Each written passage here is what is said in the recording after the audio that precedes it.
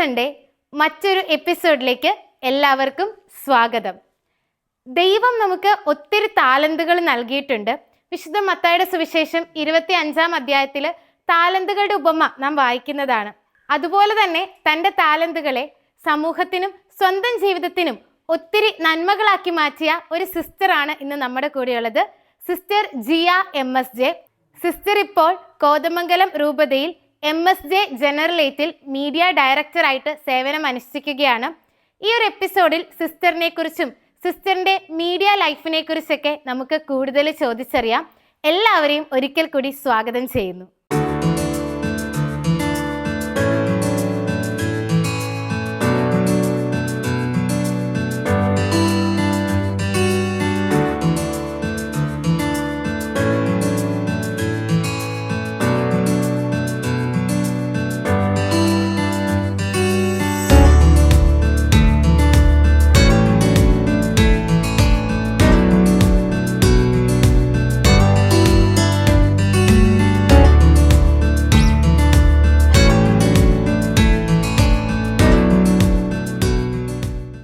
സിസ്റ്ററെ, ഈശോ മിശിഹായ്ക്ക് സ്തുതിയായിരിക്കട്ടെ. ഇന്നത്തെ ഈ പ്രോഗ്രാമിലേക്ക് സിസ്റ്ററിനെ ഞങ്ങൾക്ക് ഗസ്റ്റായിട്ട് കിട്ടിയതിലും സിസ്റ്ററിനെ കാണാൻ സാധിച്ചതിലും ഒത്തിരി സന്തോഷമുണ്ട്. സിസ്റ്ററിനെയും ഗുഡ്നസ് TVയുടെ ദ ചോസൻ എന്ന പ്രോഗ്രാമിലേക്ക് ഏറെ സ്നേഹത്തോടെ സ്വാഗതം ചെയ്യുന്നു. ഓക്കെ, സിസ്റ്ററിനെ കുറിച്ച് കേട്ടപ്പോൾ തന്നെ ഒത്തിരി കൗതുകമുണ്ട്, അതുപോലെ തന്നെ ഒത്തിരി സന്തോഷമുണ്ട് ഇങ്ങനെ ഒരാളെ പരിചയപ്പെടാൻ സാധിച്ചതിൽ. സിസ്റ്ററിൻ്റെ ജീവിതം എന്ന് പറഞ്ഞിട്ടുണ്ടെങ്കിൽ ബാക്കി ഒരു സന്യസ്തരുടെ ജീവിതത്തിൽ നിന്ന് ഭയങ്കര വ്യത്യസ്തമാണ്. സിസ്റ്റർ ചൂസ് ചെയ്യുന്ന പാത്തും സിസ്റ്റർ വർക്ക് ചെയ്യുന്ന ആ ഒരു ഏരിയയൊക്കെ. അതിനെക്കുറിച്ച് കൂടുതലായിട്ട് നമുക്ക് എല്ലാവർക്കും ഇന്ന് കേൾക്കാം. ആദ്യം തന്നെ സിസ്റ്ററിന് സുഖമാണോ? സുഖമായിട്ടിരിക്കുന്നു. ഓക്കെ, അപ്പോൾ സിസ്റ്ററിൻ്റെ ഒരു വൊക്കേഷനെ കുറിച്ച്, എങ്ങനെയാണ് മഠത്തിൽ വന്നത്, ആ ഒരു ദൈവവിളി കിട്ടിയ ആ ഒരു അനുഭവമൊക്കെ ഞങ്ങളോടൊന്ന് ഷെയർ ചെയ്യാവോ? തീർച്ചയായിട്ടും. ഞാൻ മഠത്തിൽ ചേരുന്നത് 10ാം ക്ലാസ് കഴിഞ്ഞിട്ടാണ്. ആദ്യം ഞാൻ എൻ്റെ ഫാമിലി ഒന്ന് പരിചയപ്പെടുത്താൻ തോന്നുന്നു. ഞങ്ങൾ വീട്ടിലെ പപ്പ മമ്മി, ഞങ്ങൾ 10 മക്കളാണ്. ഞാൻ 4ാമത്തെ ആളാണ്. ഞങ്ങൾ 10 പേരിൽ 3 പേര് സിസ്റ്റേഴ്സുണ്ട്. ഞാനും എൻ്റെ ചേച്ചി MSJ കോൺഗ്രിഗേഷനിൽ, അനുജത്തി CMC കോൺഗ്രിഗേഷനിൽ. ഞങ്ങൾ ചെറുപ്പം തൊട്ട് എനിക്കും ചേച്ചിക്കും ഒരാഗ്രഹം എന്ന് പറഞ്ഞാൽ സിസ്റ്റർ ആണെന്നായിരുന്നു. എല്ലാവരും വീട്ടിൽ മറ്റു കളികളൊക്കെ കളിക്കുമ്പോൾ ഞങ്ങൾ തലയെക്കൂടെ തുണിയൊക്കെ ഇട്ട് സിസ്റ്ററായി, അങ്ങനെ ഒരു കളികളായിരുന്നു ഞങ്ങൾ. കൂടുതൽ ക്രിസ്ത്യൻ കുട്ടികളും കുഞ്ഞുനാളിൽ അങ്ങനെയൊക്കെ ചെയ്യാറുണ്ട്. അതായത് നമുക്കൊരു ഇൻസ്പിറേഷൻ ഞങ്ങളുടെ ഇടവകയിൽ CMC സിസ്റ്റേഴ്സ് ഉണ്ടായിരുന്നു. അപ്പോൾ അവരുടെ പ്രാർത്ഥനകൾ, ഇടപെടലുകൾ ഒക്കെ അതൊക്കെ സ്വാധീനിച്ചിട്ടുണ്ട്. ഞാനൊരു ചെറിയ ക്ലാസ്സിലൊക്കെ പഠിക്കുമ്പോൾ ഞാൻ ഭയങ്കര വർത്താനക്കാരിയായിരുന്നു. അപ്പോൾ ക്ലാസ്സിൽ ഇങ്ങനെ മുഴുവൻ സമയം വർത്താനം പറഞ്ഞാൽ വന്ന് എന്നെ 3ലും 4ലും പഠിപ്പിച്ച ഒരു സിസ്റ്റർ ജോസി, CMCയിലെ സിസ്റ്ററാണ്. അപ്പോൾ സിസ്റ്റർ ഒരിക്കലും എന്നെ വഴക്ക് പറയുകയോ തല്ലുകയോ ചെയ്തിട്ടില്ല. ഞാൻ അങ്ങനെ അതുപോലെ ക്ലാസ്സിൽ വർത്താനം പറയുകയൊക്കെ ചെയ്ത് പേര് വിളിക്കും. അപ്പോൾ ഞാൻ വീണ്ടും വന്ന് ബെഞ്ചിൽ ഇരിക്കും. അവിടെ നിന്നൊക്കെ എഴുന്നേറ്റ് പോയിരുന്ന് വർത്താനം പറയുമായിരുന്നു. അങ്ങനെയൊക്കെ. അപ്പോൾ എനിക്കൊരു ഭയങ്കരമായിട്ടൊരു ഇൻസ്പിറേഷന് തോന്നിയത്, ഞാൻ ഇത്രയും വർത്താനം പറയും, ഇത്രയും ഡിസ്റ്റർബൻസ് ഒക്കെ ഉണ്ടാക്കിയിട്ടും എന്നെ വഴക്ക് പറയുമോ, ആൺകുട്ടികളൊക്കെ തല്ലാറൊക്കെ ഉണ്ട്, പക്ഷെ എന്നെ ഭയങ്കര മയത്തിലിങ്ങനെ മോളവിടെ പോയിരിക്കുന്നൊക്കെ പറഞ്ഞ് അതെനിക്കൊരു ഭയങ്കര സ്വാധീനമായിരുന്നു എൻ്റെ ജീവിതത്തിൽ. പപ്പയും മമ്മിയൊക്കെ അവരുടെ നല്ല പ്രായത്തിൽ തന്നെ നവീകരണ ധ്യാനമൊക്കെ കൂടി അങ്ങനെ ഒരു നല്ലൊരു ഇതിലേക്ക് വന്നതുകൊണ്ട് വീട്ടിൽ ഈ വിശുദ്ധരുടെ ഒരു പുസ്തകങ്ങൾ നല്ലൊരു ശേഖരം ഉണ്ടായിരുന്നു മമ്മിക്ക്. മമ്മി എവിടെ പോയാലും ഈ പുസ്തകങ്ങൾ കളക്ട് ചെയ്തുകൊണ്ട് വരുന്നു. അന്ന് വാഴ്ത്തപ്പെട്ട അൽഫോൻസാമ്മ വിശുദ്ധയായിട്ടില്ല, വാഴ്ത്തപ്പെട്ട അൽഫോൻസാമ്മ ചാവറയച്ചൻ്റെ, അതുപോലെ ഫ്രാൻസിസ് അസീസി, കൊച്ചു ത്രേസ്യ, ഇങ്ങനെ വിശുദ്ധരുടെ പുസ്തകങ്ങളെല്ലാം കൊണ്ടുവന്ന് ഇതെല്ലാം ഞങ്ങളെ കൊണ്ട് വായിപ്പിക്കുമായിരുന്നു. അപ്പോൾ നമുക്ക് അന്ന് കുഞ്ഞു പ്രായത്തിൽ തന്നെ നല്ലൊരു ഇൻസ്പിറേഷൻ കിട്ടിയിട്ടുണ്ട്. അതുപോലെ ഞങ്ങൾ സ്കൂള് അവധിക്കാലത്ത് അവിടെ സിസ്റ്റേഴ്സിൻ്റെ കോൺവെൻറ്റിലെ ലൈബ്രറി അവർ തുറന്നു വെച്ചിരിക്കുകയാണ് ഞങ്ങൾക്ക് വേണ്ടിയിട്ട്. അപ്പോൾ എല്ലാ ദിവസവും ഞങ്ങൾ കുർബാനയ്ക്ക് വരും. കുർബാന കഴിഞ്ഞ് പോകുമ്പോൾ ഞങ്ങൾക്ക് അവിടെ നിന്ന് പുസ്തകം എടുക്കാം. എന്നിട്ട് വായിച്ച് കഴിയുമ്പോൾ പിറ്റേ ദിവസം എന്നാൽ വായിച്ച് കഴിയുമ്പോൾ കൊണ്ട് കൊടുത്തിട്ട് അടുത്ത പുസ്തകം എടുക്കാം. അങ്ങനെയായിരുന്നു. അപ്പോൾ ഞങ്ങളൊക്കെ സ്ഥിരമായിട്ട്, ഞാനൊക്കെ മിക്കവാറും ഒരു 2 ദിവസം കൊണ്ട് തന്നെ ഓരോ പുസ്തകമൊക്കെ വായിച്ച് തിരിച്ചുകൊണ്ട് കൊടുക്കുന്നു. അങ്ങനെ ആ പുസ്തകങ്ങൾ വായിച്ചുള്ള ഒരു അനുഭവം, പിന്നെ വീട്ടിൽ നിന്ന് കിട്ടിയിരിക്കുന്ന പപ്പയുടെ മമ്മിയുടെ ഒക്കെ ജീവിത മാതൃക, അതൊക്കെ ഒരു ഭയങ്കര ഇൻസ്പിറേഷൻ ആയിരുന്നു. ഒരു ദൈവവിളി സന്യാസ ജീവിതത്തിലേക്ക് പോകണം എന്നുള്ളൊരു ആഗ്രഹത്തിൻ്റെ ഒരു കാരണമായിരുന്നു. മറ്റ് സിസ്റ്ററുടെ തന്നെ സഹോദരങ്ങൾ മറ്റുള്ളവരൊക്കെ CMC അങ്ങനെയൊക്കെ പോയപ്പോഴും എന്തുകൊണ്ടാണ് MSJ കോൺഗ്രിഗേഷൻ ചൂസ് ചെയ്ത്? എന്താണ് ഇതിൽ ഇൻട്രസ്റ്റിംഗ് ആയിട്ട് കണ്ടതെന്ന്? സത്യം പറഞ്ഞാൽ ഞാൻ 10ാം ക്ലാസ് വരെ CMCയിൽ പോകുമെന്ന് പറഞ്ഞാണ് ഇരുന്നത്. കാരണം എനിക്ക് ഇൻസ്പിറേഷൻ ആയിരുന്നു സിസ്റ്റർ, CMCയിലെ സിസ്റ്ററാണ്. അപ്പോൾ ഞാൻ 10ാം ക്ലാസ് വരെ ഞാൻ സിസ്റ്ററിനോട് പറയാം ഞാൻ സിസ്റ്ററിന് കൊടുത്തി പോരുന്നത്. എൻ്റെ ചേച്ചി അങ്ങനെയായിരുന്നു. ഞാനും ചേച്ചിയാണ് ഇപ്പോൾ MSJ ഉള്ളത്. ഞങ്ങൾ രണ്ടുപേരും CMC പോകുമെന്ന് പറഞ്ഞില്ല. ഞങ്ങളുടെ ഇടവകയിലെ കോൺഗ്രിഗേഷൻ അവരാണ്. പക്ഷെ ഞാൻ ചെറുപ്പം തൊട്ട് ഞാനൊരു ആർത്രൈറ്റിസ് രോഗിയായിരുന്നു. അപ്പോൾ മിക്കവാറും ഞങ്ങളുടെ വീടിൻ്റെ അടുത്ത് തന്നെയുള്ള ഇടവകയിൽ ഞങ്ങളുടെ തന്നെ ഇപ്പോൾ അതായത് MSJ കോൺഗ്രിഗേഷൻ്റെ ഒരു ഹോസ്പിറ്റലുണ്ട്, കാഞ്ഞിരപ്പുഴ അസംഷൻ ഹോസ്പിറ്റൽ. അപ്പം മിക്കവാറും ഞാൻ അവിടുത്തെ ഒരു പേഷ്യൻ്റ് ആയിരുന്നു. അപ്പോൾ അവിടെ സിസ്റ്റേഴ്സിന് ഒരുപാട് പേരെ കണ്ട് പരിചയം ഉണ്ട്. എന്നാലും അവർ ഇങ്ങനെ നമ്മളെ പരിചരിക്കുന്നു, അവരുടെ ശുശ്രൂഷ ഇതൊക്കെ കാണുന്നുണ്ട്. അതൊക്കെ ഒരു ഇൻസ്പിറേഷൻ ആയിരുന്നു. പിന്നെ പലപ്പോഴും എനിക്കിങ്ങനെ അസുഖം കൂടി ഹോസ്പിറ്റലിൽ അഡ്മിറ്റ് ആവുകയൊക്കെ ചെയ്യായിരുന്നു. അപ്പോൾ ഈ ഹോസ്പിറ്റലിൻ്റെ അവിടെ ഒരു വലിയൊരു മതിലുണ്ട്, മതിലിൻ്റെ അപ്പുറത്താണ് കോൺവെൻ്റ് ഉള്ളത്. അപ്പോൾ അവിടെ ഇങ്ങനെ നിറച്ച് അരളിപ്പൂക്കളൊക്കെ ഉണ്ട്. അപ്പോൾ ഞാൻ ഇങ്ങനെ മമ്മിയോട് പറയുമായിരുന്നു എനിക്ക് അതിൻ്റെ അപ്പുറത്ത് സിസ്റ്റേഴ്സ് താമസിക്കുന്നിടത്ത് പോകണമെന്ന് പറയുന്നു. അപ്പോൾ മമ്മി പറയുമായിരുന്നു അങ്ങനെ നമുക്ക് എല്ലാവരും ഒന്നും അവിടെ കേട്ടത്തില്ല. അപ്പോൾ എനിക്ക് പൂക്കൾ ഭയങ്കര ഇഷ്ടമായിരുന്നു. അപ്പോൾ എനിക്ക് എൻ്റെ ഉള്ളിൽ അന്നൊരു ആഗ്രഹം ഉണ്ടായിരുന്നു അപ്പുറത്ത് ഈ മതിൽ കടന്ന് അപ്പുറത്ത് പോകണമെന്നും അവിടെ സിസ്റ്റേഴ്സ് താമസിക്കുന്ന സ്ഥലമൊക്കെ കാണണം. അതൊക്കെ നമ്മുടെ കുഞ്ഞിലുണ്ടായിരുന്നൊരു മനസ്സിൽ കയറിയ ഒരു ആഗ്രഹം മാത്രം. ഞാൻ പറഞ്ഞില്ല ഞാനൊരു ആർത്രൈറ്റിസ് പേഷ്യൻ്റ് ആയിരുന്നു. അപ്പോൾ എനിക്ക് ഇടയ്ക്കിടയ്ക്ക് ഇങ്ങനെ കൈകാലുകളൊക്കെ ഇങ്ങനെ നീര് വരിക, വേദന, പിന്നെ ഹോസ്പിറ്റൽ അഡ്മിറ്റ് ആവുക, അങ്ങനെയൊക്കെ ആയിരുന്നു. അപ്പോൾ 10ാം ക്ലാസ്സിൽ സ്റ്റഡി ലീവിൻ്റെ സമയത്ത് ഫുള്ള് ഞാൻ കുറച്ച് നാൾ ഹോസ്പിറ്റലായിരുന്നു. പിന്നീട് എക്സാമൊക്കെ ആകാറായപ്പോഴത്തേനും മമ്മി ഡോക്ടറോട് പറഞ്ഞു കൊച്ചിനെ ഡിസ്ചാർജ് ചെയ്ത് കൊണ്ടുപോകണം. കാരണം ഓൾറെഡി 6ാം ക്ലാസ്സിൽ ഇതുപോലെ അസുഖം കൂടി എനിക്ക് ഞാൻ ഒരു വർഷം സ്കൂളിൽ വിട്ടില്ലായിരുന്നു. അപ്പോൾ അങ്ങനെയുള്ളതാണ്. അപ്പോൾ ഒരു കൊല്ലം ഓൾറെഡി കൊച്ചിന് പോയതാണ്, ഒരു കൊല്ലം താമസിച്ചാണ് എന്നെ സ്കൂളിൽ ചേർത്തത് വയ്യാത്തതുകൊണ്ട്. അപ്പോൾ മമ്മി പറഞ്ഞ് കൊച്ചിന് എക്സാം എഴുതണം. അപ്പോൾ ഡോക്ടർ പറഞ്ഞു ഇനി എന്തെങ്കിലും സംഭവിച്ചിട്ടുണ്ടെങ്കിൽ എന്നെ ഒന്നും പറയരുതെന്ന് പറഞ്ഞു. മമ്മി പറഞ്ഞു സാരമില്ല, കൊച്ചൊന്നും പഠിച്ചിട്ടില്ലെങ്കിൽ അവൾ എക്സാം എഴുതട്ടെ, ഒരു കൊല്ലം കളയണ്ടല്ലോ, ജയിക്കുവാണെങ്കിൽ ജയിക്കട്ടെ, അങ്ങനെ പറഞ്ഞ് എന്നെ കൊണ്ടുവന്നു. അങ്ങനെ ചില ദിവസങ്ങളൊക്കെ എന്നെ വണ്ടിക്ക് കൊണ്ടുപോയി ആണ് എക്സാം എഴുതി തിരിച്ചു കൊണ്ടുവരുന്നത്. അങ്ങനെ ഒന്നും പഠിക്കാതെ ഒരു SSLC എക്സാം ആയിരുന്നു. ഞാൻ ജയിക്കുന്ന എനിക്ക് ഒട്ടും പ്രതീക്ഷയില്ലായിരുന്നു. പക്ഷെ ദൈവാനുഗ്രഹത്തിൽ ആദ്യത്തെ ചാൻസ് തന്നെ ഞാൻ ജയിച്ചില്ലായിരുന്നെങ്കിൽ ഒരു പക്ഷേ ഞാൻ നടത്തി പോകുമെന്ന് എനിക്കറിയില്ല.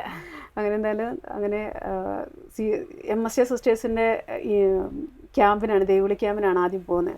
അപ്പോൾ എനിക്ക് ഒരു വർഷം മുമ്പേ എൻ്റെ ചേച്ചി നടത്തി പോന്നിരുന്നു. അപ്പോൾ ചേച്ചി ഒരു ഇൻസ്പിറേഷൻ ആയിരുന്നു.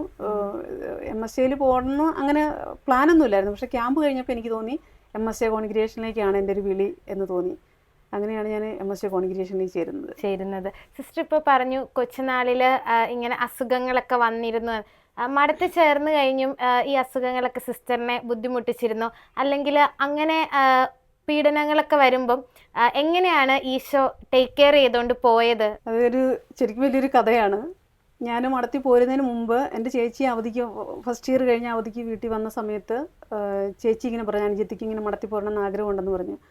അപ്പോൾ രണ്ട് സിസ്റ്റർമാർ എന്നെ കാണാൻ വന്നിട്ടുണ്ടായിരുന്നു. അപ്പം പപ്പയ്ക്കും മമ്മിക്കും എന്നെ വിടുന്നതിൽ കുഴപ്പമൊന്നുമില്ല. അവർക്കറിയാം എനിക്കിങ്ങനെ അസുഖം ഉള്ളതുകൊണ്ട് എന്തായാലും മഠത്തിൽ പോന്നാൽ എന്നെ എടുക്കുകയല്ല, തിരിച്ചു വിടുന്ന ഒരു ഇതുണ്ട്. അപ്പം ഞാൻ ഈ ക്യാമ്പിന് പോയ സമയത്ത് തന്നെ പപ്പ പറയുന്നുണ്ട് അവൾ പോയിട്ട് എന്ത് കാണിക്കാനാണ് അവർ എടുക്കുമോ മഠത്തിലെടുക്കുമോ ഇങ്ങനെ പറയുന്നത് ഞാൻ കേട്ടു. അപ്പോൾ ഞാനിങ്ങനെ ഭയങ്കര ഒരു ധർമ്മസങ്കടത്തിലാണ്. എന്തായാലും എനിക്ക് ഈ അസുഖങ്ങൾ മാറാതെ മഠത്തിലെടുക്കുകയല്ലായിരിക്കും. അപ്പോഴും ഞാൻ മരുന്ന് കഴിച്ചുകൊണ്ടിരിക്കുന്നുണ്ട് ഇതിൻ്റെ. അപ്പോൾ അങ്ങനെ ഉള്ളിലൊരു ഭയങ്കര പേടിയുണ്ടായിരുന്നു. അപ്പോൾ ഈ ചേച്ചി അവധിക്ക് വന്ന സമയത്ത് 2 സിസ്റ്റർമാർ കൂടെ വന്നിട്ടുണ്ടായിരുന്നു. ഞങ്ങളുടെ ആദ്യത്തെ ഫോർമേഷൻ കാലഘട്ടത്തിലെ മിസ്ട്രസ് ആയിരുന്നു, സിസ്റ്റർ എൽസ എന്നാണ് സിസ്റ്ററിൻ്റെ പേര്. അപ്പോൾ സിസ്റ്റർ ഇങ്ങനെ ചോദിച്ചെന്നോട് അപ്പം മോക്ക് മഠത്തിൽ പോരാൻ താല്പര്യമുണ്ടോ എന്നൊക്കെ ചോദിച്ചപ്പോൾ ഞാൻ പറഞ്ഞു എനിക്കിഷ്ടമാണ്, എനിക്ക് മഠത്തിൽ പോരണമെന്നുണ്ട് എന്നൊക്കെ പറഞ്ഞു. അപ്പോൾ മമ്മി അന്നേരം തന്നെ പറഞ്ഞു ഇങ്ങനെ കൊച്ചിനിങ്ങനെ വാദത്തിൻ്റെ അസുഖമുണ്ട്, മരുന്ന് കഴിച്ചുകൊണ്ടിരിക്കുന്നതാണ്, അപ്പം എങ്ങനെയാണെന്ന് അറിയത്തില്ല ഇങ്ങനെ പറഞ്ഞു. അപ്പോൾ ഉടനെ സിസ്റ്റർ പറഞ്ഞു, സിസ്റ്റർ ഫാർമസിസ്റ്റാണ് കേട്ടോ, സിസ്റ്റർ പറഞ്ഞു മരുന്ന് കഴിച്ചാൽ മാറില്ലാത്ത എന്താ അസുഖമുള്ളത് എന്ന് പറഞ്ഞു. അതെനിക്ക് ഭയങ്കര സന്തോഷമായി. കാരണം മരുന്ന് കഴിച്ചാൽ മാറും എന്നുള്ളൊരു പ്രതീക്ഷ സിസ്റ്റർ തന്നിട്ടുണ്ട്. അപ്പോൾ ആ ഒരു ധൈര്യത്തിലാണ് ഞാൻ ക്യാമ്പിന് പോകുന്നത് തന്നെ. ക്യാമ്പ് കഴിഞ്ഞ് തിരിച്ചു വന്നതിന് ശേഷം പപ്പ ഇങ്ങനെ വിടാനൊക്കെ ഭയങ്കര മടിയായിരുന്നു. ഞങ്ങളുടെ ഇടവകയിൽ ഒരു ധ്യാനം ഉണ്ടായിരുന്നു, ഇടവക ധ്യാനം. അപ്പോൾ June 1 എല്ലാവരും മഠത്തിൽ വരാൻ കാൻഡിഡേറ്റ്സ് പിള്ളേരൊക്കെ മഠത്തിൽ വരേണ്ട ദിവസം പറഞ്ഞിരുന്നത് June 1. അപ്പോൾ എൻ്റെ കൂട്ടത്തിൽ വരാനുള്ള പിള്ളേരൊക്കെ June 1 വന്നു കഴിഞ്ഞു. അപ്പോൾ ഞങ്ങളുടെ അടുത്ത് തന്നെ ഒരു മഠം ഉണ്ടെന്ന് പറഞ്ഞില്ലേ ഞങ്ങളുടെ. അപ്പോൾ എൻ്റെ മമ്മി അവിടെ ചെന്ന് ചോദിച്ചു ഞങ്ങളുടെ ഇടവകയിൽ ധ്യാനമുണ്ട്, അപ്പോൾ കൊച്ചിനെ ധ്യാനം കഴിഞ്ഞിട്ട് വിട്ടാൽ മതി എന്ന് ചോദിച്ചു. അപ്പം മദർ പറഞ്ഞു എന്നാൽ ധ്യാനം കഴിഞ്ഞിട്ട് വിട്ടാൽ മതി. മദർ ഉദ്ദേശിച്ചത് എന്നെ കൂടി ധ്യാനം കുടിച്ചിട്ട് വിടാനായിരിക്കും. പക്ഷെ മമ്മി ഉദ്ദേശിച്ചതല്ല. അപ്പോൾ എൻ്റെ ഏറ്റവും ഇളയ അനിയത്തിമാർക്ക് ഒരാൾക്ക് ഏറ്റവും ഇളയ അനിയത്തി 3 വയസ്സും അതിൻ്റെ മൂത്താക്ക് 4 വയസ്സുമാണ്. അപ്പോൾ ഈ പിള്ളേരുമായിട്ട് ഞാൻ ഭയങ്കര അറ്റാച്ച്ഡ് ആയിരുന്നു. ഇവരെ ഇടയ്ക്ക് പള്ളിയിൽ കൊണ്ടുപോകുന്നതും അങ്ങനെയൊക്കെ ഞാനായിട്ട് ചെയ്തുകൊണ്ടിരുന്നത്. അപ്പോൾ ഈ പിള്ളേരെ നോക്കി ഞാൻ വീട്ടിലിരിക്കണം, മമ്മിക്ക് സ്വസ്ഥമായിട്ട് പോയി ധ്യാനിക്കണം. അതിനാണ് മമ്മി മദറിൻ്റെ അടുത്ത് ചോദിച്ചു വന്നത്. അപ്പം ഞാൻ മമ്മിയോട് പറഞ്ഞു അതെന്തായാലും നടക്കില്ല, ഞാനും ധ്യാനിക്കാൻ വരും അങ്ങനെയാണെങ്കിൽ. ഞാൻ പിള്ളേരെ നോക്കിക്കോളാം, മമ്മി പള്ളിക്കകത്തിരുന്ന് ഞാൻ പുറത്തിരുന്നോളാം അതിന്. അപ്പം ഞാൻ പിള്ളേരെയും കൂടി ഞാൻ പള്ളിക്ക് പുറത്തിരുന്ന് ധ്യാനം കൂടി, മമ്മി അകത്തിരുന്ന് ധ്യാനം കൂടി. അപ്പോൾ മൂത്ത ചേച്ചി വീട്ടിലുണ്ട്, സിസ്റ്റർ ചേച്ചിയുടെ മൂത്ത ഒരാൾ ചേച്ചിയുണ്ട്, ഒരു ബ്രദറും കൂടെ ഉണ്ട്, പിന്നെ എല്ലാം എൻ്റെ താഴെയാണ് അവിടെ. അപ്പോൾ അങ്ങനെ എന്തായാലും ധ്യാനം കഴിഞ്ഞ് ഞാൻ അന്ന് പോകേണ്ടന്ന് വെള്ളിയാഴ്ച വ്യാഴാഴ്ച കൊണ്ടാണ്. അപ്പോൾ ധ്യാനം കഴിഞ്ഞപ്പോൾ പപ്പയ്ക്ക് എന്നെ കൊണ്ടുവിടാൻ കഴിയാത്തതുകൊണ്ടാണ് എന്താണെന്ന് പപ്പ വീട്ടിലേക്ക് വരുന്നില്ല. അപ്പോൾ ഞാൻ തലേ ദിവസം തന്നെ എല്ലാം റെഡിയാക്കി, ഒരാഴ്ച മുമ്പ് എല്ലാം റെഡിയാക്കി വെച്ചതാണ്. ഞാൻ പറഞ്ഞു എന്നെ ധ്യാനം കഴിഞ്ഞ് അന്ന് തന്നെ ഉച്ചയ്ക്ക് കൊണ്ടുവിടണം എന്ന് പറഞ്ഞു. അപ്പോൾ ഞാൻ ചെല്ലേണ്ട കോൺവെൻറ്റിലേക്ക് ഒരു 2.5 മണിക്കൂർ യാത്രയുണ്ട്. അപ്പോൾ പപ്പ എന്ത് ചെയ്താൽ വീട്ടിലേക്ക് വരികയില്ല. പിന്നെ അവസാനം ഞാൻ ഭയങ്കര കരച്ചിലായി, എന്നെ ഇന്ന് തന്നെ കൊണ്ടുവിടണം എന്ന് പറഞ്ഞ്. അങ്ങനെ മമ്മി പറഞ്ഞു നീ പപ്പയെ പോയപ്പോൾ പപ്പ ടൗണിലുണ്ട്, പോയി വിളിച്ചുകൊണ്ട് വരാൻ പറഞ്ഞു. അങ്ങനെ പോയി ഞാൻ പപ്പയെ അവിടെ ചെന്ന് ഞാൻ പറഞ്ഞു എന്നെ ഇന്ന് തന്നെ കൊണ്ടുവിടാം. പപ്പ പറഞ്ഞു നാളെ കൊണ്ടുവിടാന്ന് പറഞ്ഞു. അല്ല എനിക്ക് ഇന്ന് തന്നെ മടത്തി പോകണം, അല്ലെങ്കിൽ എന്നെ എടുക്കുകയല്ലെന്ന് പറഞ്ഞു. അങ്ങനെ എല്ലാവരും 1-ാം തീയതി വന്നല്ലോ, ആ ഒരു ടെൻഷൻ എനിക്കുണ്ട്, എന്നെ കൊണ്ടുവിടണം എന്ന് പറഞ്ഞു. അങ്ങനെ അന്ന് തന്നെ ഒരു 3 മണിയങ്ങാണ്ട് കഴിഞ്ഞ സമയത്താണ് പോകുന്നത്. ഞങ്ങളൊരു രാത്രിയായി അവിടെ കോൺവെൻറ്റിലെത്തുന്നു.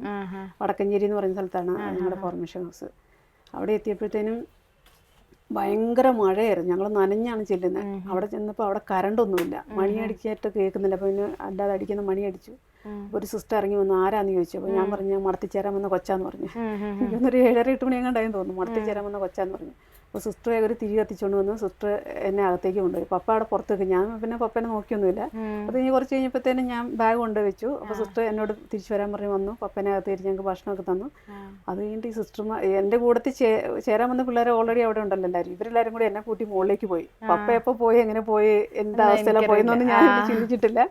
അപ്പോൾ എനിക്ക് എങ്ങനെയും ഈ മഠത്തിലെത്തിപ്പെടുക എന്നുള്ളൊരു തീക്ഷ്ണതയായിരുന്നു. അങ്ങനെ മഠത്തിലെത്തി 2 ആഴ്ച വലിയ കുഴപ്പമില്ലായിരുന്നു. അത് കഴിഞ്ഞ് എനിക്ക് അസുഖത്തിൻ്റെ ചെറിയ ചെറിയ വേദനകളൊക്കെ ഉണ്ട്. ഞാനൊരു മണ്ടത്തരവണി കാണിച്ചു, ഞാൻ അന്നേരം കഴിച്ചുകൊണ്ടിരുന്ന മരുന്നൊന്നും പിന്നെ ഞാൻ എടുത്തിട്ടില്ല.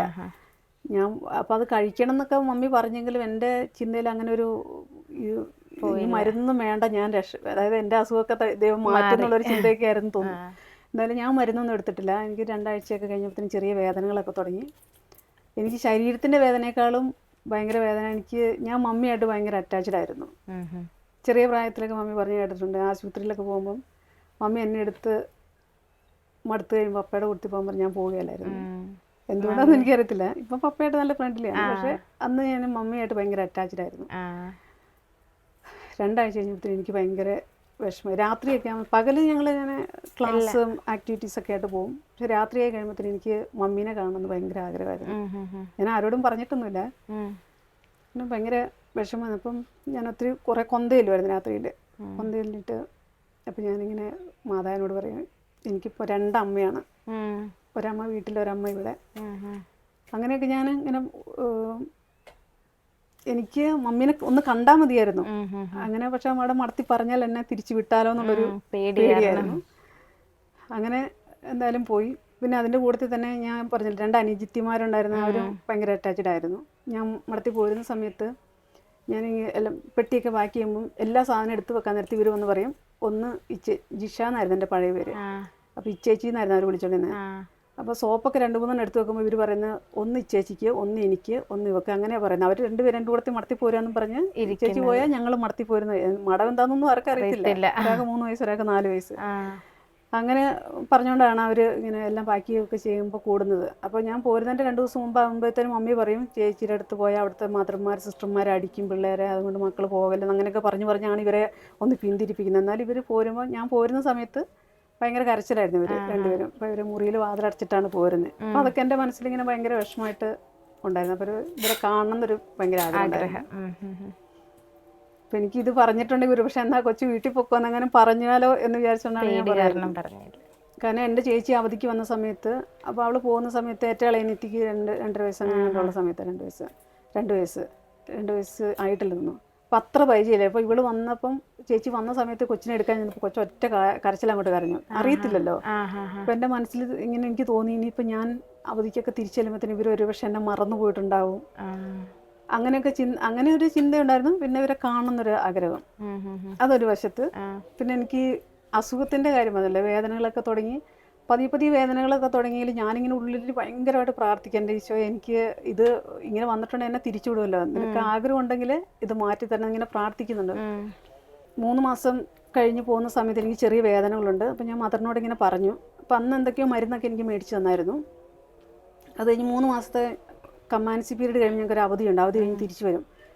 അപ്പോൾ അവധിക്ക് പോകുമ്പോൾ എനിക്ക് പേടിയുണ്ട്. അന്നൊക്കെ കത്ത് എഴുതുക ചെയ്യുന്നത്. ഞങ്ങൾ വരേണ്ടവർക്ക് കത്ത്, അല്ല വരണ്ടാത്തവർക്ക്, ചില സാഹചര്യങ്ങൾ കൊണ്ട് വേണ്ട എന്നുള്ള അങ്ങനെ തീരുമാനം അധികാരികൾ എടുക്കുകയാണെങ്കിൽ അവർക്ക് കത്ത് എഴുതും. നിങ്ങൾ പഠിക്കാനോ അല്ലെങ്കിൽ പഠിച്ചു കഴിഞ്ഞിട്ട് വാന്നോ അല്ലെങ്കിൽ അങ്ങനെ കത്തുകൾ എഴുതും. അപ്പോൾ എൻ്റെ ഉള്ളിൽ ഭയങ്കര പേടിയായിരുന്നു. എനിക്കിങ്ങനെ വയ്യാന്നൊക്കെ ഇങ്ങനെ ചെറിയൊരു സൂചന ഉണ്ടല്ലോ. അപ്പം എനിക്ക് കത്ത് വരും എന്നുള്ളൊരു ടെൻഷനായിരുന്നു ഈ അവധിക്കാലം മുഴുവൻ. എന്നാലും കത്തൊന്നും വന്നില്ല. അപ്പം ഞാൻ അത് കഴിഞ്ഞ് തിരിച്ച് വന്നു കഴിഞ്ഞപ്പോഴത്തേന് എനിക്ക് വീണ്ടും വേദനയൊക്കെ തുടങ്ങി. അപ്പം ഞങ്ങൾക്ക് ഈ 4 മണിക്ക് ചെടി നനയ്ക്കാൻ അങ്ങനെ കുറച്ച് പരിപാടികളൊക്കെ ഉണ്ട് കാട് പറിക്കൽ. അപ്പം എനിക്ക് ഈ 2 കൈയുടെയും ജോയിൻറ്റിന് വേദനകൾ തുടങ്ങി. അപ്പം ആദ്യം എനിക്ക് ചെറിയ മരുന്നൊക്കെ തന്നു. അന്ന് അവിടെ ഉണ്ടായിരുന്ന ഞങ്ങളുടെ മദർ ഈ കാഞ്ഞിരപ്പുഴ എന്ന് പറയുന്ന സ്ഥലത്തെ ഹോസ്പിറ്റലിലെ ഡോക്ടറായിരുന്നു. അപ്പം മദർ പറഞ്ഞു ഈ കൊച്ചിൻ്റെ ഫയൽ, ഹോസ്പിറ്റൽ ഫയൽ അവിടെ നിന്ന് എടുപ്പിക്കാൻ പറഞ്ഞു. അപ്പോൾ ഇവിടെ ബ്ലഡ് ടെസ്റ്റ് ചെയ്തപ്പോൾ എൻ്റെ RA പോസിറ്റീവാണ്. അങ്ങനെ ഞാൻ മരുന്ന് കഴിച്ചുകൊണ്ടിരുന്നതെന്ന് ഞാൻ പറഞ്ഞു. അത് ഓൾറെഡി അവർക്ക് അറിയാം മരുന്ന് കഴിച്ചിട്ടുണ്ടെന്നുള്ളത്. അപ്പോൾ ഇത്ര സിവിയർ ആണെന്നൊന്നും അറിയത്തില്ലായിരുന്നു. അപ്പോൾ എൻ്റെ ഫയൽ ആ ഹോസ്പിറ്റലിൽ നിന്ന്, ഇവിടെ ഞങ്ങളുള്ളിടത്തും ഹോസ്പിറ്റലുണ്ട്, എൻ്റെ ഫയൽ എടുപ്പിച്ചു. അപ്പോൾ ഫയൽ എടുത്തിട്ട് മദർ എന്നെ നോക്കുന്ന സിസ്റ്ററിനോട് പറയുന്നത് കേട്ടു, ഇത് വയസ്സന്മാരുടെ ഫയൽ പോലെ ഉണ്ടല്ലോ എന്ന്. കാരണം ഒരുപാട് കാലമായിട്ടുള്ള വലിയ കെട്ട് ഫയലിൽ തുന്നി കെട്ടി ഒരുപാട് കാലത്തെ.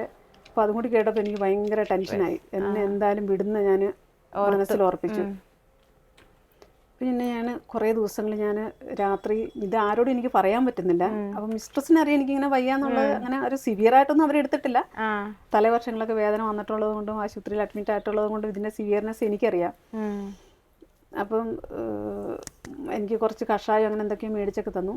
പിന്നെ ഞാനിങ്ങനെ കുറച്ച് നാളായിട്ട് ഇങ്ങനെ ഭയങ്കരമായിട്ട് ഇങ്ങനെ ടെൻഷൻ ഉണ്ടായിരുന്നു. പിന്നെ ഞാനിങ്ങനെ പ്രാർത്ഥിച്ചു. എല്ലാ ദിവസവും രാത്രിയിൽ ഞാൻ എല്ലാവരും കടന്നു കഴിയുമ്പോൾ ഞങ്ങൾക്കൊരു പ്രാർത്ഥനാ മുറി ഉണ്ടായിരുന്നു. അപ്പോൾ ആരും കാണാതെ ഞാൻ അവിടെ പോയി അവിടെ പോയി കുറച്ച് നേരം ഇരുന്ന് പ്രാർത്ഥിക്കുമായിരുന്നു. അപ്പം ഞാൻ ഇങ്ങനെ പ്രാർത്ഥിച്ചു, എൻ്റെ ഈശോയെ എനിക്ക് ഈ ഫോർമേഷൻ കാലഘട്ടത്തിൽ, അതായത് സിസ്റ്റർ ആകുന്നോടം വരെ എന്തെങ്കിലും അസുഖം വന്നാലാണല്ലോ വിടുകയുള്ളൂ. സിസ്റ്ററായി കഴിഞ്ഞാൽ അസുഖം വന്നാൽ വിടുകയെന്നുള്ളൊരു ധൈര്യം. ഞാൻ പറഞ്ഞു ഫോർമേഷൻ കാലഘട്ടത്തിൽ എനിക്ക് അസുഖങ്ങളൊന്നും വരുത്തരുത്. അത് കഴിഞ്ഞിട്ട് ഞാൻ തളർത്തിയിട്ടാലും കുഴപ്പമില്ല. പിന്നെ അങ്ങനെ പ്രാർത്ഥിക്കുമായിരുന്നു. അങ്ങനെ എൻ്റെ ഒരു സങ്കടം കൊണ്ട് ഞാനങ്ങനെ പ്രാർത്ഥിച്ചു പോയതാണ്. പിന്നെ എനിക്ക് സിസ്റ്റർ ആകണം എന്നുള്ളൊരു ഭയങ്കര ആഗ്രഹം. അങ്ങനെ എന്തായാലും ഒരു 2-3 ആഴ്ച കഴിഞ്ഞപ്പോൾ എൻ്റെ വേദനകൾ പതിയെ സബ്സൈഡ് ചെയ്യാൻ തുടങ്ങി. പിന്നെ എനിക്ക് ആ വേദന, അതായത് നോവിഷ്യറ്റ് കഴിയുന്നോടം വരെ, ഞങ്ങൾക്ക് 6.5 വർഷത്തെ ഫോർമേഷനാണ്. മടത്തി വന്നതിന് ശേഷം 2 കൊല്ലത്തെ ഫോർമേഷൻ കഴിഞ്ഞിട്ടാണ് ഞങ്ങൾ +2 പഠിക്കുന്നത്. അത് കഴിഞ്ഞിട്ട് 2 കൊല്ലം നോവിഷ്യറ്റ്, അങ്ങനെ മൊത്തം 6.5 വർഷത്തെ ഫോർമേഷൻ കഴിഞ്ഞിട്ടാണ് ഞങ്ങൾ ഉൾപ്പെടുന്നത്, സിസ്റ്റേഴ്സ് ആകുന്നത്. ആ സമയം വരെ എനിക്ക് ഈ ആർത്രൈറ്റിസിൻ്റെ വേദനകളേ എനിക്ക് വന്നിട്ടില്ല. പക്ഷേ വെസ്റ്റീഷന് ഒരു 1-2 മാസം മുമ്പായപ്പോഴത്തേനും എനിക്ക് പതിയെ വേദനകളൊക്കെ. അപ്പം ഞാൻ കർത്താവിനോടൊരു വാക്ക് ചോദിച്ചിരുന്നു, ഉടുപ്പിടുന്നോടം വരെ എനിക്ക് അസുഖങ്ങൾ തരരുത്. അത് കഴിഞ്ഞിട്ട് നീ എന്നെ അങ്ങനെ പറഞ്ഞു. അതിപ്പം എൻ്റെ ഉള്ളിൽ എനിക്ക് സങ്കടമൊന്നും തോന്നിയില്ല, കുഴപ്പമില്ല. പക്ഷെ ഒരു ഹിൻ്റാണ് എന്നെനിക്ക് തോന്നി. ഉടുപ്പിട്ട് കഴിഞ്ഞ് പിറ്റേ ആഴ്ച തന്നെ എനിക്ക് ഹോസ്പിറ്റലിൽ പോകേണ്ടി വന്നു, മരുന്ന് മേടിക്കേണ്ടി വന്നു. അങ്ങനെ എന്നാലും എനിക്ക് സിസ്റ്റർ ആകാൻ ആ സമയം വരെ ദൈവം എനിക്കൊരു സമയം സംരക്ഷിച്ചു.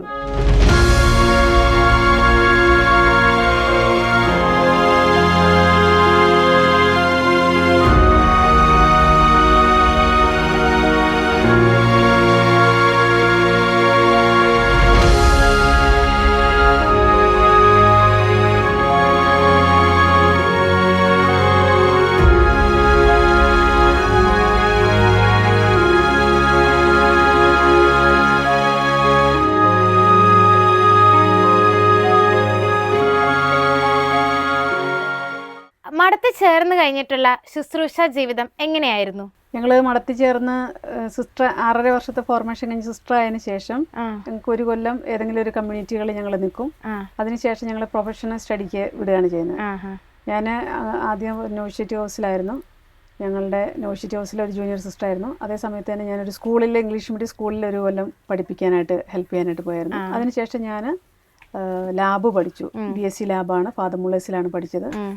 ലാബ് പഠിച്ചതിന് ശേഷം ഞങ്ങൾക്കൊരു 1 ഇയർ തിയോളജി കോഴ്സ് ഉണ്ട് നിത്യവ്രതത്തിന് മുമ്പായി. അത് കഴിഞ്ഞ് ആ കോഴ്സും കഴിഞ്ഞ് 1 വർഷം നോർത്തിൽ വർക്ക് ചെയ്യാനായിട്ട് എക്സ്പീരിയൻസിനൊക്കെ ആയിട്ട് പോയി, ലാബിൻ്റെ തന്നെ. അതിനുശേഷം തിരിച്ച് വന്ന് കേരളത്തിൽ വന്ന് ചെറുപുഴ, കണ്ണൂർ ചെറുപുഴ ഞങ്ങൾക്കൊരു കോൺവെൻറ്റ് ഹോസ്പിറ്റലുണ്ട്.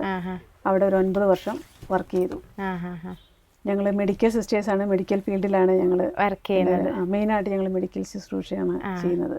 അത്തരത്തിലുള്ള ശുശ്രൂഷകളിലൊക്കെ ഏർപ്പെട്ടപ്പം സിസ്റ്ററിന് ഉണ്ടായിട്ടുള്ള ഒരു ദൈവാനുഭവം ഒന്ന് ഷെയർ ചെയ്യാവോ? ഞാൻ ഹോസ്പിറ്റൽ ശുശ്രൂഷ, ഞങ്ങളെ സംബന്ധിച്ച് അധികം സിസ്റ്റേഴ്സ് നേഴ്സിംഗ് ഫീൽഡിലാണ്. അതെ, ഞങ്ങളുടെ ഹോസ്പിറ്റലുകളായതുകൊണ്ട് മിക്കവാറും സിസ്റ്റേഴ്സ്, പിന്നെ കുറച്ച് പേര് ഡോക്ടേഴ്സ്, ചിലർ ഫാർമസി, കുറച്ച് എക്സ്റേ ലാബ്, അങ്ങനെ ആ നമ്പേഴ്സ് കുറവായിരിക്കും. നഴ്സസ് ആയിരിക്കും അധികം. അപ്പം ഞങ്ങൾക്ക് സിസ്റ്റേഴ്സ് നേഴ്സിങ്ങിന് പോകുന്നതിനോടാണ് എല്ലാവർക്കും ഒരു താല്പര്യം എന്ന് തോന്നിയിട്ടുണ്ട്.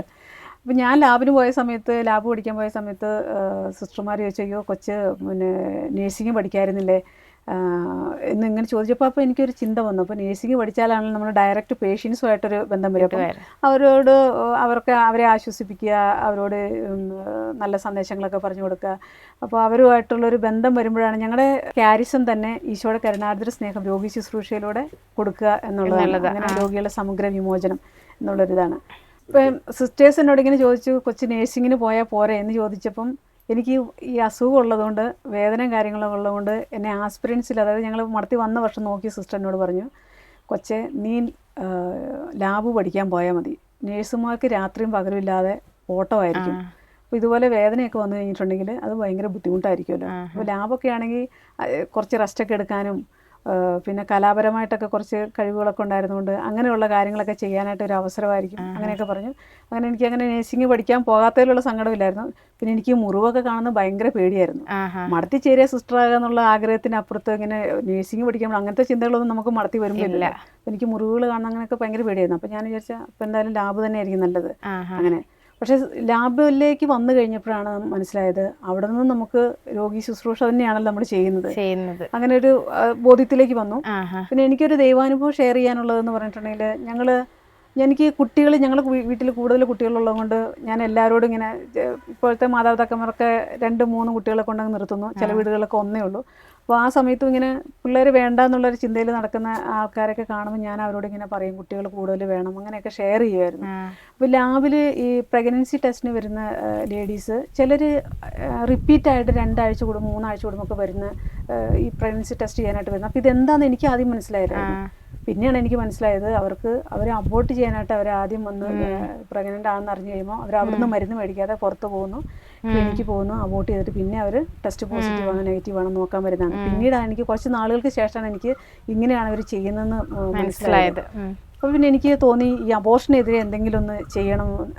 അന്നത്തെ എൻ്റെ ഒരു ഇതിൽ ചിന്തയിൽ തോന്നിയതാണ്. അപ്പോൾ ഞാൻ ഈ ഗൈനക്കോളജിസ്റ്റ് ഡോക്ടറിൻ്റെ OPD സെക്ഷന് മുഴുവൻ ഞാൻ ഭിത്തിയൊക്കെ നിറച്ചും ഇങ്ങനെ ഈ അബോർട്ട് ചെയ്യപ്പെടുന്ന കുഞ്ഞുങ്ങളുടെ കരച്ചിലും അവരുടെ അവർ പറയുന്ന സങ്കടങ്ങളൊക്കെ ഞാൻ ഇങ്ങനെ സ്കെച്ച് പെന്നിന് എഴുതി കുറേ പടമൊക്കെ ഡോക്ടർ അങ്കിൾ എന്നെ കൊല്ലരുത്, എൻ്റെ അമ്മ, ഞാൻ അമ്മയെ വിശ്വസിച്ചല്ലേ ദൈവം അമ്മയുടെ ദൂരത്തിൽ തന്നെ ഒരു, അങ്ങനെ കുറേ ഭയങ്കര സെൻറ്റിയായിട്ടുള്ള വാക്കുകളൊക്കെ ഞാൻ നിറച്ചും ഇങ്ങനെ ഭിത്തിയിലൊക്കെ എഴുതി വെച്ചായിരുന്നു. അപ്പോൾ എനിക്ക് തോന്നി ഇതും എൻ്റെ, അപ്പോൾ ഈ ലാബിൽ ഇരുന്നുകൊണ്ട് എനിക്കൊരു ആത്മാക്കളെ രക്ഷിക്കാൻ അല്ലെങ്കിൽ മനുഷ്യ ജീവന് വേണ്ടിയിട്ട് നിലകൊള്ളാനായിട്ടുള്ളൊരു സാഹചര്യം ഉണ്ടെന്ന് മനസ്സിലായി. അങ്ങനെ പല ലേഡീസും ഇങ്ങനെ വന്ന് മരുന്ന് മേടിക്കാതെ തിരിച്ചു പോകും. അപ്പോൾ ഞങ്ങൾ അങ്ങനെ വന്ന് പോകുന്നവർ ഞങ്ങൾ നേരത്തെ ടെസ്റ്റ് ചെയ്യുമ്പോൾ ചിലർ ഫാർമസി മരുന്ന് മേടിക്കാതെ പോകുന്നവരുണ്ട്. അപ്പോൾ ഞങ്ങൾ സിസ്റ്റേഴ്സിനോട് വിളിച്ച് പറയാം, ആ ലേഡി അവിടെ മരുന്ന് മേടിക്കാൻ വന്നു. അപ്പോൾ ഇല്ലെന്ന് കണ്ട് ഞങ്ങൾ പുറകെ പോയിട്ടുണ്ട്. ഞാൻ അങ്ങനെ 1-2 ലേഡീസിൻ്റെ അങ്ങനെ പലരെ വിളിച്ച് കൗൺസിലിംഗ് കൊടുക്കാനൊക്കെ ആയിട്ട് സാധിച്ചിട്ടുണ്ട്.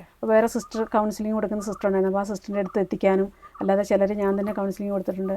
അങ്ങനെ വന്നതിൻ്റെ അകത്ത് നമ്മുടെ കത്തോലിക്കരും ഉണ്ട്, കുട്ടികൾ വേണ്ട, കുടുംബത്തിലെ സാഹചര്യം അങ്ങനെയാണ്, ഇപ്പോൾ കുട്ടികൾ വേണ്ട, കുട്ടികളെ ആര് നോക്കും, അങ്ങനെ പല കാരണങ്ങൾ പറഞ്ഞ് വന്ന് അങ്ങനെ ചിലരൊക്കെ അങ്ങനെ നമ്മുടെ പറഞ്ഞത് കേട്ട് അബോർഷൻ വേണ്ടെന്ന് വെച്ച് കുഞ്ഞുങ്ങൾക്ക് ജന്മം നൽകി ഒരു കുട്ടികളെ കൊണ്ട് വന്ന് കാണാനൊക്കെ ആയിട്ട് സാധിച്ചിട്ടുണ്ട്. അപ്പോൾ അതൊരു വലിയൊരു ദൈവാനുഭവമായിരുന്നു. അതെ, അത് മാത്രമല്ല ഇന്നത്തെ സമൂഹത്തിൽ അബോർഷൻ ഇത്രയും നോർമലൈസ് ചെയ്യപ്പെടുമ്പം സിസ്റ്റർ നൽകിയത് വലിയൊരു ജീവിത സാക്ഷ്യമാണ്. എല്ലാവർക്കും അത് ഒരു ഇൻസ്പിറേഷൻ തന്നെ ആയിരിക്കും. അങ്ങനെ സിസ്റ്ററിൻ്റെ ശുശ്രൂഷ മേഖലകളൊക്കെ വളരെയധികം ദൈവാനുഭവം നിറഞ്ഞതായിരുന്നു. അവിടെ നിന്നൊക്കെ സിസ്റ്റർ ഈ ഒരു സിനിമ മേഖലയിലൊക്കെ വർക്ക് ചെയ്തു. അതിനെക്കുറിച്ചൊക്കെ കൂടുതൽ അറിയാനായിട്ട് ഞങ്ങൾക്ക് താല്പര്യമുണ്ട്. ഞാൻ ചെറുപ്പം തൊട്ട് ഞങ്ങളുടെ ഒരു കലാകുടുംബമാണ് ശരിക്കും പറഞ്ഞാൽ. പപ്പ നന്നായിട്ട് പാടും, മമ്മി നന്നായിട്ട് എഴുതും, കഥ, കവിത, നാടകം, കഥാപ്രസവം അങ്ങനെയൊക്കെ നന്നായിട്ട് എഴുതുന്ന ആളാണ്. ആ ഒരു കഴിവ് ഞങ്ങൾക്ക് എല്ലാവർക്കും തന്നെ കിട്ടിയിട്ടുണ്ട്. അപ്പോൾ ഞാൻ ചെറുപ്പം തൊട്ട് മിഷൻ ലീഗിൻ്റെ മത്സരങ്ങൾക്കൊക്കെ പങ്കെടുക്കുമായിരുന്നു. അപ്പോൾ കഥാ കവിതയ്ക്കൊക്കെ പങ്കെടുക്കുമായിരുന്നു, സമ്മാനങ്ങളൊക്കെ മേടിക്കുമായിരുന്നു. അപ്പോൾ മടത്തി വരുമ്പോൾ ഇതിൻ്റെ ആവശ്യമില്ലെന്നുള്ളൊരു ചിന്തയായിരുന്നു സിസ്റ്റർ ആകാൻ വന്നേക്കുന്നത്. പിന്നെ കഥയും കവിതയൊക്കെ എന്താണ്. പക്ഷേ ഞങ്ങൾക്ക് മഠത്തിൽ ഇങ്ങനെ കോമ്പറ്റീഷനും കാര്യങ്ങളൊക്കെ ഉണ്ടാവും. അപ്പോൾ അങ്ങനെ അതിലെല്ലാം പങ്കെടുത്ത സമ്മാനങ്ങളൊക്കെ കിട്ടുമായിരുന്നു.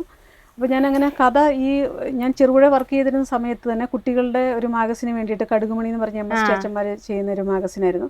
അപ്പോൾ അതിൻ്റെ അന്ന് ഞാൻ മിഷൻ ലീഗിൻ്റെ ആനിമേറ്റർ ആയിരുന്നു. അപ്പോൾ കുട്ടികൾക്ക് വേണ്ടി ഞാൻ ഈ മാഗസിൻ വരുത്തിച്ചു. അപ്പോൾ അവിടെ നിന്ന് ഒരു അച്ഛൻ പറഞ്ഞു, ഈ മാഗസിനകത്തേക്ക് കഥകൾ എഴുതുന്ന കുട്ടികളുണ്ടെങ്കിൽ അത് എഴുതി തരുവാണെങ്കിൽ ഞങ്ങൾ ഇടാന്ന് പറഞ്ഞു. അപ്പോൾ ഞാൻ തമാശന് ഞാൻ ചോദിച്ചു, കുട്ടികൾ എഴുതിയാൽ മാത്രമേ ഇടുള്ളൂ, വലിയവർ എഴുതിയാൽ ഇടുള്ളൂ. അപ്പോൾ ആ നാളുകളിലൊന്നും ഞാൻ കഥ എഴുതുന്നില്ലായിരുന്നു. അപ്പം അച്ഛൻ പറഞ്ഞു, അല്ല വലിയവർ എഴുതിയാലും ഇടും, നല്ല കഥയാണ് ഞങ്ങൾ ഇടുന്നു പറഞ്ഞു. അപ്പോൾ സിസ്റ്റർ എഴുതുന്നതാണെന്ന് ചോദിച്ചു. അപ്പോൾ ഞാൻ പറഞ്ഞു ഇങ്ങനെ ചെറുതായിട്ട് എഴുതും എന്ന് പറഞ്ഞു. അപ്പോൾ അച്ഛൻ പറഞ്ഞു സിസ്റ്റർ ഒരു കഥ എഴുതി തന്നോളാൻ പറഞ്ഞു. ഞാൻ അങ്ങനെ ഒരു കഥ എഴുതി കൊടുത്തു. അപ്പോൾ ആ കഥ എഴുതി കൊടുത്ത് പിറ്റേ മാസമായപ്പോൾ അച്ഛൻ പറഞ്ഞു, സിസ്റ്റർ ഈ ഒരു കഥയും കൂടി എഴുതി തരാമോ എന്ന് ചോദിച്ചു. അപ്പോൾ പിറ്റേ മാസം കൂടി ഒരു കഥ എഴുതി കൊടുത്തു. അടുത്ത മാസം ചോദിച്ചപ്പോൾ പറഞ്ഞു, അച്ഛൻ ഞാനങ്ങനെ സ്ഥിരമായിട്ട് എഴുതാനായിട്ടല്ല, ഞാനങ്ങനെ അച്ഛൻ അന്ന് അങ്ങനെ വാശിക്ക് പറഞ്ഞുകൊണ്ട് എഴുതിയെന്നുള്ളതെന്ന് പറഞ്ഞു. അപ്പോൾ അച്ഛൻ പറഞ്ഞു, അയ്യോ അങ്ങനെയല്ല സിസ്റ്റർ, സിസ്റ്ററിൻ്റെ ഒരു വേറിട്ട ശൈലിയിലുള്ള ഒരു എഴുത്താണ്, അപ്പോൾ കുട്ടികൾക്കൊക്കെ ഭയങ്കര ഇഷ്ടമാകുന്നുണ്ട്, അപ്പോൾ സിസ്റ്റർ എന്തായാലും എഴുതണം. അങ്ങനെ ഭയങ്കരമായിട്ട് നിർബന്ധിച്ച് ഞാനൊരു 6 വർഷം ആ മാഗസിനകത്ത് എല്ലാ മാസവും കഥ എഴുതുന്നുണ്ട്. അപ്പോൾ ഞാനങ്ങനെ പതിയെ ഈ എഴുത്തിൻ്റെ ഫീൽഡിലേക്ക് വന്നു. പിന്നെ കുഞ്ഞിലെ എഴുതുമായിരുന്നെങ്കിലും അതൊക്കെ വിട്ടുപോയായിരുന്നല്ലോ. ന്യൂഷീറ്റിലൊക്കെ ഞാനിങ്ങനെ രാത്രി ഞങ്ങൾക്ക് 10:30 കിടക്കണം. പക്ഷെ എനിക്ക് രാത്രിയിൽ ഇങ്ങനെ കഥ വരും ചില സമയത്ത്. അപ്പൊ ഞാൻ ടോർച്ചും പേനൊക്കെ എൻ്റെ തലേനയുടെ അടി വെച്ചിട്ട് ഞാൻ കിടക്കുമായിരുന്നു എഴുതാൻ വേണ്ടിയിട്ട്. അങ്ങനെ എഴുതുമായിരുന്നു. പക്ഷെ ഉടുപ്പിട്ട സമയത്ത് ഞാൻ ഇതെല്ലാം കത്തിച്ച് കളഞ്ഞിട്ടാണ്, കാരണം ഉടുപ്പിട്ട സിസ്റ്റർ കഴിഞ്ഞ് വേറെ പണിയാണല്ലോ, അപ്പോൾ ഇതെല്ലാം കത്തിച്ച് കളഞ്ഞിട്ടാണ് ഞാൻ വന്നത്. പക്ഷേ ഈ അച്ഛനിങ്ങനെ നിർബന്ധിച്ചുകൊണ്ട് ആ മാഗസിനിലേക്ക് എഴുതിയപ്പോഴത്തേനും എനിക്ക് ആ പണ്ടത്തെ ആ ഒരു ഇൻസ്പിറേഷൻ വീണ്ടും വന്നു. അങ്ങനെ എഴുതി തുടങ്ങി. അങ്ങനെ എഴുതിയ ഒരു ചെറിയ കഥയാണ് 2015 സമർപ്പിത വർഷത്തിൽ സിസ്റ്റേഴ്സിനെ കുറിച്ച് എഴുതിയൊരു ചെറിയൊരു കഥയാണ്. ഒരു ഷോർട്ട് ഫിലിം ചെയ്യാന്നുള്ളൊരു ചിന്ത ഞാൻ കുതിച്ചു. അന്ന് ഞാൻ KCYM ഫൊറോന ആനിമേറ്റർ ആയിരുന്നു. അപ്പോൾ ഞങ്ങൾ യൂത്ത് എല്ലാവരും കൂടി തീരുമാനിച്ച് എല്ലാവരും എന്തെങ്കിലും വ്യത്യസ്തമായിട്ട് ചെയ്യണമല്ലോ, അപ്പോൾ നമുക്കൊരു ഷോർട്ട് ഫിലിം ഇക്കൊല്ലം ചെയ്യാം, സിസ്റ്റർ എഴുതിയ കഥകളുണ്ടല്ലോ, നമുക്ക് അതിനകത്ത് ഒരു കഥ എടുത്ത് ചെയ്യാമെന്ന് പറഞ്ഞു. അങ്ങനെ ഞങ്ങൾ ഈ ഒരു ചെറിയ കഥ ഒരു ഷോർട്ട് ഫിലിം ചെയ്യാനായിട്ടാണ് ആദ്യം പ്ലാൻ ചെയ്തത്. അത് പിന്നീട് കാലക്രമേണ അതൊരു വലിയ മൂവിയിലേക്ക് എത്തിപ്പെടുകയായിരുന്നു. 2.5 മണിക്കൂറുള്ളൊരു മൂവി പിന്നെ ഞങ്ങൾ ചെയ്യുമായിരുന്നു ചെയ്തത്. അത്തരത്തിൽ ഇതൊരു സിനിമ എന്ന ആശയത്തിലേക്ക് എത്തിയപ്പം ഇത് ചെയ്യാനായിട്ടുള്ള ഒരു പ്രചോദനം എന്തായിരുന്നു? ഞാൻ കുഞ്ഞിലെ തൊട്ട് കുട്ടികളുമായിട്ട് ഭയങ്കര മിങ്കിൾ ചെയ്യുന്ന കൂട്ടത്തിലായിരുന്നു. അയൽവക്കത്തൊക്കെ പിള്ളേർ ഉണ്ട്. ഞാൻ അവധിക്കൊക്കെ ചെല്ലുന്ന സമയത്തോടെ എല്ലാവരും ഓടി വരും. ഞാൻ ഇവരെയൊക്കെ വിളിച്ചിട്ട് കഥകളൊക്കെ പറയും, കുറച്ച് ചെറിയ ചെറിയ സമ്മാനങ്ങളൊക്കെ കൊടുത്ത് അങ്ങനെ ഒരു ഭയങ്കര കുട്ടികളായിട്ട് ഭയങ്കര കണക്ഷൻ ഉണ്ടായിരുന്നു. കുട്ടികളുടെ സ്നേഹിതയായിരുന്നു. അപ്പോൾ കുട്ടികളുടെ ഇടയിൽ പ്രവർത്തിക്കണം എന്ന് എനിക്കൊരു ഭയങ്കര ഇൻസ്പിറേഷൻ ഉണ്ടായിരുന്നു. അപ്പോൾ കുട്ടികളുടെ ഇടയിൽ പ്രവർത്തിക്കുക എന്ന് വിചാരിച്ചാൽ എൻ്റെ ഉള്ളിൽ കിടന്നത് ഇങ്ങനെ അനാഥരായിട്ടുള്ള കുട്ടികളോ അങ്ങനെ അവരുടെ ഇടയിൽ പോയി പ്രവർത്തിക്കുക, അങ്ങനെ ഒരു ചെറിയ ചിന്തകളൊക്കെ ആയിരുന്നു എൻ്റെ ഉള്ളിലുണ്ടായിരുന്നത്. പിന്നെ കുട്ടികൾക്ക് വേണ്ടി ഈ കഥയിലൂടെ എന്ത് ചെയ്യാൻ പറ്റുന്നൊന്നും എനിക്ക് വലിയ ഐഡിയ ഉണ്ടായില്ല. ഈ മാഗസിനകത്ത് എഴുതിക്കൊണ്ടിരുന്നപ്പം പലരും വഴിക്കൊക്കെ വെച്ച് കാണുമ്പോൾ എന്നെ തിരിച്ചറിയാൻ തുടങ്ങി.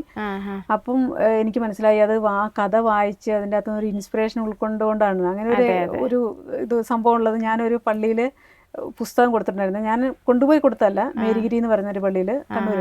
അപ്പോൾ അവിടുത്തെ ഹെഡ് മാഷ് വന്ന് മേടിച്ചുകൊണ്ട് പോവുകയാണ് ചെയ്ത പുസ്തകം. അപ്പോൾ ഒരു മാസം കഴിഞ്ഞപ്പോൾ ഞാൻ വേറൊരു ആവശ്യത്തിന് ആ പള്ളിയിൽ പോയിട്ട് ഞാൻ തിരിച്ച് വന്ന് ബസ് സ്റ്റോപ്പിൽ നിൽക്കുമ്പോൾ ഒരു കൊച്ചിങ്ങനെ വന്ന് കുറേ നേരം എൻ്റെ മുഖത്തേക്കിങ്ങനെ നോക്കി നിന്നു. അപ്പോൾ ഞാൻ ആദ്യമായിട്ടാണ് ആ ബസ് സ്റ്റോപ്പിൽ വരുന്നത്. അപ്പോൾ കുറേ നേരം നോക്കിയപ്പോൾ ഞാൻ ചോദിച്ചു, എന്തിയാ മോനെ എന്ന് ചോദിച്ചു, എന്നെ അറിയാവോന്ന് ചോദിച്ചു. അപ്പോൾ സിസ്റ്റർ ജിയ സിസ്റ്റർ അല്ലേ എന്ന് ചോദിച്ചു. അപ്പോൾ ഞാൻ പറഞ്ഞു അതെ ജിയ സിസ്റ്റർ എന്ന് പറഞ്ഞു. സിസ്റ്റർ ഒരു പുസ്തകം അന്ന് ഈ കടുകുമണിക്കാർ തന്നെ MST അച്ഛന്മാർ തന്നെ ഈശോയ്ക്കൊരു പൂക്കിടാന്ന് പറഞ്ഞ എൻ്റെ 20 കഥകൾ ചേർത്തൊരു പുസ്തകം ഇറക്കിയിട്ടുണ്ടായിരുന്നു. അപ്പോൾ ആ പുസ്തകമാണ് അവിടെ പള്ളിയിൽ കൊടുത്തിരുന്നത്. അപ്പോൾ സിസ്റ്ററിൻ്റെ കഥ പുസ്തകമല്ലേ ഈശോയ്ക്കൊരു പൂക്കിട, ആ പുസ്തകം ഞാൻ ഒരെണ്ണം വാങ്ങിയായിരുന്നു സിസ്റ്റർ എന്ന് പറഞ്ഞു. എന്നിട്ട് ഈ കൊച്ചു അന്ന് പറഞ്ഞു കഴിയുമ്പോഴത്തേനും കൊച്ചു പെട്ടെന്ന് അങ്ങ് കരഞ്ഞു. അപ്പം ബാക്കി പിള്ളേരെല്ലാം ബസ് സ്റ്റോപ്പിൽ നിൽപ്പുണ്ട്. അപ്പോൾ എനിക്ക് പെട്ടെന്ന് എന്തോ എന്നെ പറ്റിയെന്ന് അറിയത്തില്ല. അപ്പോൾ ഞാൻ എന്നാ മോനെന്ന് ചോദിച്ചു. അപ്പോൾ പറഞ്ഞു സിസ്റ്ററിൻ്റെ അതിനകത്തെ കഥകളൊക്കെ എനിക്ക് ഭയങ്കര ഇഷ്ടപ്പെട്ടു. എൻ്റെ ഒരു കഥയുണ്ട് അതിൻ്റെ അകത്ത്, അവൻ്റെ അനുഭവം ഏത് കഥയാണ് അങ്ങനെയൊന്നും പറഞ്ഞില്ല, എൻ്റെ ഒരു കഥയുണ്ട് അതിൻ്റെ അകത്ത്. പിന്നെ സിസ്റ്റർ ഇനിയും ഇതുപോലെ കഥകൾ എഴുതണം കേട്ടോ, ഞങ്ങൾക്ക് ഒത്തിരി സന്തോഷം. ഞാൻ സിസ്റ്ററിൻ്റെ പുസ്തകം സൂക്ഷിച്ച് വെച്ചിട്ടുണ്ട്, എനിക്ക് ഇടയ്ക്ക് സങ്കടമൊക്കെ വരുമ്പോൾ ഞാൻ സിസ്റ്ററിൻ്റെ പുസ്തകം എടുത്ത് വായിക്കുന്നു പറഞ്ഞു. എനിക്കത് ഭയങ്കര ഒരു ഇൻസ്പിറേഷൻ ആയി. അപ്പോൾ എനിക്ക് തോന്നി കുട്ടികൾക്ക് വേണ്ടി പ്രവർത്തിക്കാനായിട്ട് ദൈവം എന്നെ വേറൊരു വിധത്തിലാണ് ഉപയോഗിക്കുന്നത് തോന്നി. അപ്പോൾ അങ്ങനെ കുട്ടികൾക്ക് വേണ്ടിയിട്ട് ഞങ്ങൾ ഈ ഫിലിമിലേക്ക് വന്നപ്പോഴും അത് ശരിക്കും ഒരു കുട്ടികളുടെ സമർപ്പിത വർഷത്തിൽ സമർപ്പിതരുടെ സ്റ്റോറി ആയിരുന്നെങ്കിലും കുട്ടികളാണ് അതിൻ്റെ അകത്തെ മെയിൻ കഥാപാത്രങ്ങളായിട്ട് വന്നിരിക്കുന്നത്. പിന്നെ അബോർഷനെതിരെ ഒരു മെസ്സേജ്, പിന്നെ സമർപ്പിതർ സമൂഹത്തിൽ ചെയ്യുന്ന ശുശ്രൂഷ, ഇങ്ങനെ എല്ലാം ഉൾപ്പെടുത്തിയിട്ടുള്ളൊരു സ്റ്റോറിയാണ്, ഒരു ക്രിസ്ത്യൻ പശ്ചാത്തലത്തിൽ ചെയ്തിരിക്കുന്ന ഒരു കുടുംബചിത്രം. അപ്പം അങ്ങനെയാണ് ഞങ്ങൾ ഈ ഫിലിമിലേക്ക് വന്നത്. അപ്പോൾ 1.5 മണിക്കൂർ ചെയ്തെങ്കിലാണ് ഞങ്ങൾക്ക് പള്ളികളിൽ കാണിക്കാനായിട്ട് സാധിക്കത്തുള്ളൂ. അപ്പോൾ ഇതിന് ഞങ്ങൾക്ക് പ്രൊഡ്യൂസേഴ്സ് ഇല്ലാത്തതുകൊണ്ട് ഞങ്ങൾ ക്രൗഡ് ഫണ്ടിങ്, പലരോട് കടം മേടിക്കാം, സംഭാവനയായിട്ട് മേടിക്കാം, അങ്ങനെയൊക്കെ പ്ലാൻ ചെയ്തു. അപ്പോൾ തുടക്കത്തിൽ യൂത്ത് പറഞ്ഞ ചെറുപുഴ ഫൊറോനയുടെ കീഴിൽ 13 ഇടവകളുണ്ട്. അപ്പോൾ ഓരോ ഇടവകയിൽ 50,000 രൂപ വെച്ച് കളക്ട് ചെയ്ത് നമുക്ക് ഈ മൂവി ചെയ്യാം എന്ന് പറഞ്ഞു. അങ്ങനെ ഇവർ ഫണ്ടിങ്ങിന് ഫണ്ട് സ്വീകരിക്കാനായിട്ട് ഇവർ ആൾക്കാരോട് ചോദിച്ചപ്പോൾ ആൾക്കാർ ഓടിച്ചു. സിനിമ പിടിക്കാനും സംഭാവന ചോദിക്കുന്നു, അല്ല പാവപ്പെട്ട രോഗികളെ ശുശ്രൂഷിക്കാനോ അല്ലെങ്കിൽ വീട് വെക്കാൻ അങ്ങനെയൊക്കെ നിങ്ങൾ സംഭാവന ചോദിക്കുന്ന ഒരു രസമുണ്ട്. സിനിമ പിടിക്കാൻ ആരും സംഭാവന അങ്ങനെ ആരും കൊടുത്തൊന്നുമില്ല. അങ്ങനെ യൂത്ത് ഇതിൽ നിന്ന് പിന്മാറി. സിസ്റ്റർ ഇത് നടക്കുകയില്ല. അന്നേരത്തിനും കഥയൊക്കെ എഴുതി, കഥയും തിരക്കഥയൊക്കെ എഴുതി വെച്ചു. തുടക്കം ഞങ്ങൾക്കൊരു 10-30,000 രൂപ ഒരു കുറച്ച് സംഭാവനയായിട്ട് കിട്ടിയായിരുന്നു. അതുകൊണ്ട് ഈ ഫിലിമിലേക്ക് വേണ്ട 3 പാട്ടും റെക്കോർഡ് ചെയ്യാനായിട്ട് കൊടുത്തു. ഏകദേശം തുടങ്ങിയ മട്ടായി. ഇതിന് ചർച്ചകളും കാര്യങ്ങളും, ആർട്ടിസ്റ്റുകള്, ക്യാമറമാനെ വിളിക്കുന്ന, അങ്ങനെ എല്ലാ കാര്യങ്ങളും ഭയങ്കര ഡിസ്കഷനും കാര്യങ്ങളൊക്കെ നടക്കുകയാണ്. ഇതിനകത്ത് പഠിച്ച കുറച്ച് യൂത്ത് ഉണ്ടായിരുന്നു. അപ്പോൾ അവരുടെ ഒരു ഹെൽപ്പോട് കൂടിയിട്ടാണ് നമ്മൾ ചെയ്യാൻ പ്ലാൻ ചെയ്തത്. അങ്ങനെയെല്ലാം വന്നു കഴിഞ്ഞപ്പോഴത്തേനും ഫണ്ട് കിട്ടുകയല്ലെന്ന് കണ്ടു കഴിഞ്ഞപ്പോഴത്തേനും യൂത്ത് പിന്മാറി. പിന്നെ ഒരു ഭയങ്കര ഒരു പ്രചോദനം എനിക്ക് കിട്ടി, ഇത് എന്തായാലും ചെയ്യണം എന്നുള്ളൊരു. കാരണം ഈ കഥ എഴുതിയതിന് ശേഷം ഞാനൊരു 2 മാസം ഇത് വെച്ചോണ്ട്, ഇത് എൻ്റെ ഒരു മണ്ടത്തരമാണോ എന്നെനിക്ക് ഭയങ്കര ഒരു സംശയം.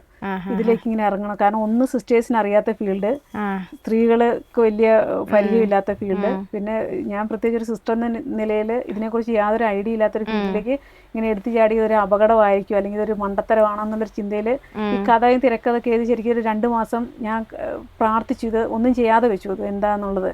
അപ്പോൾ പക്ഷേ എനിക്ക് പിന്നീട് പ്രാർത്ഥിച്ചപ്പോൾ ഒരു പ്രചോദനം കിട്ടിയത് ഇത് ചെയ്യണമെന്നുള്ളത് തന്നെയാണ്. അങ്ങനെയാണ് വീണ്ടും ഇതിലേക്ക് ചെയ്യാനായിട്ട് തുനിഞ്ഞിറങ്ങിയത്. സിസ്റ്ററെ, ഈ സിനിമയുടെ പേരും സിനിമ തുടങ്ങിയപ്പം സാധാ സിസ്റ്റർമാരൊന്നും ഇങ്ങനെ സിനിമയൊന്നും എടുത്തിട്ടില്ലല്ലോ. അപ്പോൾ സിസ്റ്റർ നേരിട്ട പ്രതിസന്ധികളൊക്കെ ഒന്ന് ഷെയർ ചെയ്യാവോ? ശരിക്കും ഇതൊരു ഭയങ്കര ഒരു എടുത്തുചാട്ടമായിരുന്നു. ഞാനത് ഈ ഫീൽഡിലേക്ക് വന്നു കഴിഞ്ഞപ്പം നമ്മളെങ്ങനെ ഫീൽഡിലേക്ക് വന്നൊന്നും പറയാൻ പറ്റില്ല. നമ്മൾ യാദൃശ്ചികമായൊരു ഷോർട്ട് ഫിലിം ചെയ്യാമെന്ന് പ്ലാൻ ചെയ്ത് പിന്നെ അത് 1.5 മണിക്കൂർ ചെയ്യാം അങ്ങനെ പ്ലാൻ ചെയ്ത് വന്നതാണ്. അപ്പോൾ ഒത്തിരി പേര് എന്നെ നിരുത്സാഹപ്പെടുത്തി, അതിനേക്കാളും ആളുകൾ എന്നെ പ്രോത്സാഹിപ്പിച്ചു. കാരണം ഈ ഒരു ഫീൽഡിലേക്ക് ആരും വന്നിട്ടില്ല, നമുക്ക് ചെയ്യാൻ പറ്റുമെങ്കിൽ ജിയ ചെയ്യ് എന്ന് ഒത്തിരി പേര് എനിക്ക് ധൈര്യം തന്നു. പക്ഷേ കുറച്ച് പേര് പുറകിൽ നിന്ന് ജിയ ഇത് അപകടം പിടിച്ച പണിയാണ്, ഒരുപാട് പേര് ഇങ്ങനെ ഈ ഫീൽഡിൽ വന്ന് കടം കയറി പോയവരുണ്ട്, ഇത് ഇവിടുന്ന് ഫണ്ട്, ഇത് ഫിലിം ചെയ്തിട്ട് എന്ത് കാണിക്കും, CD ഇറക്കിയിട്ട് എവിടെ കൊടുക്കും. അപ്പോൾ CD ഞാൻ ഇറക്കുന്നില്ല, CD ഞാൻ പള്ളികളിൽ കൂടെ ഷോ ആയിട്ട് പോകും, അപ്പോൾ ആര് കാണും ഇത്, അങ്ങനെ പല ക്വസ്റ്റ്യൻസ് ഉണ്ടായിരുന്നു. പലരും എന്നെ നിരുത്സാഹപ്പെടുത്തി. അത് നമ്മുടെ നന്മ കണ്ടുകൊണ്ടായിരിക്കും നിരുത്സാഹപ്പെടുത്തിയത്. എന്തായാലും ഞങ്ങൾ ചെയ്തു തുടങ്ങി. ആദ്യം നമുക്കിതിന് ഡയറക്ഷന് യൂത്ത് പിള്ളേരുണ്ടായിരുന്നു. ഏകദേശം ഒരു 1 മണിക്കൂറിന് ഞങ്ങൾ ചെയ്ത് കഴിഞ്ഞപ്പോഴത്തേനും ഒന്ന് എൻഡ് ചെയ്തു, നിർത്തി. ഏകദേശം കഥ ഞങ്ങൾ പൂർത്തീകരിച്ച പോലെ ആക്കി നിർത്തി. പക്ഷെ ഞങ്ങളിത് ചെയ്ത് ഔട്ട് വന്നപ്പോഴത്തേനും കഥയ്ക്കൊരു പൂർത്തീകരണം ഇല്ലാതായിപ്പോയി. പിന്നെ കുറച്ച് ഇഷ്യൂസൊക്കെ ഉണ്ടായി, സാമ്പത്തികമായ കുറച്ച് പ്രതിസന്ധികൾ വന്നു. ഞങ്ങളുടെ ഇതിനകത്ത് ഞങ്ങളെ ഹെൽപ്പ് ചെയ്യാൻ വന്ന ആളുകളുടെ ഇടയിൽ കുറച്ച് പ്രശ്നങ്ങളൊക്കെ വന്നു. അങ്ങനെ ഞങ്ങൾക്കത് നിർത്തി വെക്കേണ്ടി വന്നു. ആ സമയം കൊണ്ട് ഞങ്ങൾക്ക് ഒരു 10-20 ലക്ഷം രൂപയുടെ ചിലവായിട്ടുണ്ട്. ഇത് പലരും ഞങ്ങൾക്ക് കടമായിട്ട് തന്നു, കുറച്ചൊക്കെ ഞങ്ങൾക്ക് സംഭാവനയായിട്ട് കിട്ടി. പക്ഷെ ഈ കടങ്ങളൊക്കെ മേടിച്ചത് ഞാനാണ്. ഞാൻ വഴിയാണ് ആൾക്കാർ തന്നിരിക്കുന്നത്. ഇതിനകത്ത് അഭിനയിച്ച കുട്ടികളുടെ പേരൻസ് ഒക്കെ ഇടപെട്ടു, അവർ പലരിൽ നിന്നൊക്കെ മേടിച്ചു തന്നു. പക്ഷെ ഇതെല്ലാം ഞങ്ങൾ തിരിച്ചു കൊടുക്കണമായിരുന്നു.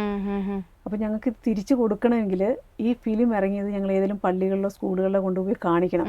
പക്ഷെ ഇത് കാണിക്കാൻ പറ്റാത്തൊരവസ്ഥയിലായിരുന്നു സംഭവം. അപ്പം അത് വലിയൊരു പ്രതിസന്ധിയിലേക്ക് പോയി. പിന്നെ കുറച്ച് പൈസ ഞങ്ങൾക്ക് അധികം എക്സ്പെൻസ് വന്നു. അപ്പോഴത്തേനും കൂടെ നിന്നവരൊക്കെ പതിയെ എല്ലാവരും പിന്മാറി. അവസാനം ഞാനൊരു ഒറ്റയാളായിപ്പോയി.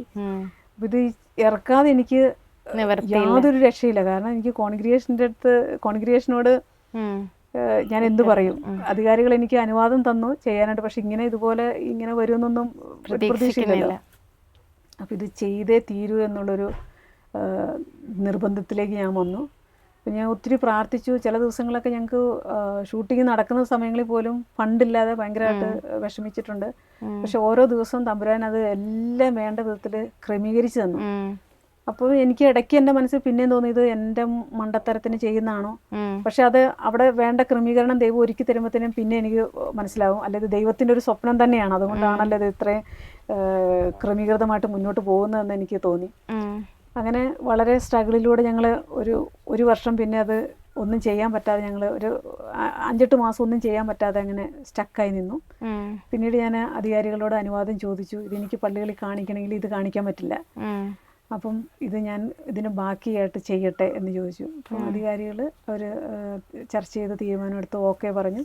കോൺഗ്രിഗേഷൻ എന്നെ സപ്പോർട്ട് ചെയ്തു, ഫിനാൻഷ്യലി എനിക്ക് സപ്പോർട്ട് തന്നു. അങ്ങനെ വീണ്ടും ഇതിൻ്റെ കഥ കുറച്ചും കൂടി എഴുതി എക്സ്റ്റെൻഡ് ചെയ്തു. അങ്ങനെ ഒരു 2.25 മണിക്കൂറിൻ്റെ മൂവിയായിട്ട് ഫുള്ള് ഞങ്ങൾ ചെയ്തു തീർത്തത്. അപ്പോഴത്തേനും ഫിലിം ഫീൽഡിൽ എക്സ്പീരിയൻസ് ആയിട്ടുള്ള കുറച്ച് പേരെ പരിചയപ്പെട്ടു. അവർ നമുക്ക് വന്നൊരു ട്രെയിനിങ് ഒക്കെ തന്നു, അവർ കൂടത്തിൽ നിന്നു. അങ്ങനെ പിന്നെ ഡയറക്റ്റ് ചെയ്യാനായിട്ട് ആരും ഉണ്ടായില്ല. അപ്പോൾ ആദ്യം ചെയ്ത ഭാഗത്ത് നിന്ന് കുറേ ഞങ്ങൾക്ക് കട്ട് ചെയ്ത് കളയേണ്ടി വന്നു. പിന്നെ സാഹചര്യം എന്നെ ഡയറക്ടറാക്കി. അങ്ങനെ ഒരു ട്രെയിനിങ് കിട്ടി. പിന്നെ ബാക്കി ഭാഗം ഞാൻ ഡയറക്റ്റ് ചെയ്തു. അങ്ങനെയാണ് ഈ ഫിലിം ഡയറക്ഷനിലേക്ക് വന്നത്. അങ്ങനെ ഞങ്ങൾ 2.25 മണിക്കൂറിൻ്റെ മൂവി ഒരു 2 വർഷം കൊണ്ട് ഞങ്ങൾ പൂർത്തിയാക്കി. അത് പിന്നെ ഞങ്ങൾ പള്ളികൾ, സ്കൂളുകൾ വഴിയൊക്കെ കാണിക്കാമെന്നുള്ളൊരു തീരുമാനത്തിലാണല്ലോ ചെയ്തിരുന്നത്. അപ്പം ഞാൻ ആ സമയത്ത് ലാബിൽ വർക്ക് ചെയ്തുകൊണ്ടിരിക്കുകയാണ്. അതിൻ്റെ ഇടയ്ക്കാണ് ഞാൻ ഇതിലേക്ക് വന്നത്. പിന്നെ ഞാൻ അധികാരികളോട് അനുവാദം ചോദിച്ചു. എനിക്ക് പകരം വേറൊരു സിസ്റ്ററിനെ ലാബിലേക്ക് തന്നു. അങ്ങനെ ഞാൻ പള്ളികൾ സ്കൂളുകളൊക്കെ വഴി പോയി ഇങ്ങനൊരു ഫിലിം ഷോയുണ്ട്, അതിൻ്റെ കഥയൊക്കെ ഷോർട്ടായി പറഞ്ഞ് അങ്ങനെ പല സ്കൂളുകളിൽ നിന്നും പള്ളികളിൽ നിന്നൊക്കെ പെർമിഷൻ കിട്ടി. അങ്ങനെ ഞങ്ങൾ പോയി ഷോ നടത്തി. ഞാൻ തന്നെ ഇങ്ങനെ പോകുമായിരുന്നു. 1-2 യൂത്തൊക്കെ ഹെൽപ്പ് ചെയ്യാനുണ്ടായിരുന്നു. പല സ്ഥലങ്ങളിലും ലാപ്ടോപ്പും പ്രൊജക്ടറൊക്കെ ആയിട്ട് ബസ് കയറി, ട്രെയിൻ കയറി ഞാൻ തന്നെ പല സ്ഥലങ്ങളിൽ, തിരുവനന്തപുരം, ചങ്ങനാശ്ശേരി, പാലക്കാട്, അങ്ങനെ പല സ്ഥലങ്ങളിൽ കൂടി പോയി ഷോ നടത്തി. ഏകദേശം ഒരു 350 ഷോകൾ നടത്തി. കടമൊക്കെ ഞങ്ങൾ ഏകദേശം വീട്ടി. പിന്നീട് ഞങ്ങൾ കാഞ്ഞിരപ്പള്ളി രൂപത മുഴുവൻ കാണിക്കാനായിട്ട് ഞങ്ങൾ പുളിക്ക പിതാവ് അനുവാദം നിന്നു. പിതാവ് പറഞ്ഞു സിസ്റ്റർ വരണ്ട, ഞങ്ങൾ തന്നെ കാണിച്ചോളാം എന്ന് പറഞ്ഞു. അങ്ങനെ എല്ലാ പള്ളികളിലും കൂടെ ഒക്കെ അറേഞ്ച്മെന്റ്സ് ഒക്കെ നടന്നുകൊണ്ടിരിക്കുന്ന സമയത്താണ് കൊറോണ വരുന്നത്. ഫസ്റ്റ് ലോക്ക്ഡൗൺ വരുന്നു. അങ്ങനെ കൊറോണ അങ്ങ് അനന്തമായി നീണ്ടുപോയല്ലോ. പിന്നീട് കൊറോണയ്ക്ക് ശേഷം നമ്മൾ പിന്നെ ഷോയ്ക്കൊന്നും പോയിട്ടില്ല. അങ്ങനെ വെള്ളിത്തൂവൽ ഇപ്പം നമ്മുടെ കയ്യിലിരിക്കുന്നു. യൂട്യൂബിലൊക്കെ വന്നിട്ടുണ്ടോ? യൂട്യൂബിൽ നമ്മൾ ഇട്ടിട്ടില്ല. ഇല്ല. ഇനി ഞങ്ങൾക്ക് പ്രതീക്ഷിക്കാവോ ഇതൊക്കെ കാണാമെന്ന്? ഇപ്പോഴും പലരും ചോദിക്കുന്നുണ്ട് ഞങ്ങൾക്ക് ഇതെങ്ങനെ കാണാൻ പറ്റും എന്നുള്ളത്. കണ്ട ഒരുപാട് പേരുടെ നല്ല നല്ല അനുഭവങ്ങൾ പലരും അങ്ങോട്ടും ഇങ്ങോട്ടൊക്കെ ഷെയർ ചെയ്ത് പലരും വിളിക്കാറും ചോദിക്കാറൊക്കെ ഉണ്ട് ഞങ്ങൾക്ക് എങ്ങനെ കാണാൻ പറ്റും എന്നുള്ളത്. ചിലർക്കൊക്കെ ഞങ്ങൾ കോപ്പി കൊടുത്ത് കാണിക്കുന്നുണ്ട്. അപ്പോൾ ഷോ ആയിട്ട് ഞങ്ങൾ പോയി ഇപ്പോൾ ചെയ്യുന്നില്ല. പതിയെ നമുക്ക് യൂട്യൂബിൽ പ്രതീക്ഷിക്കാം. ഈ ഒരു സിനിമ ഒത്തിരി എഫേർട്ട് എടുത്ത് സിസ്റ്റർ ചെയ്തു.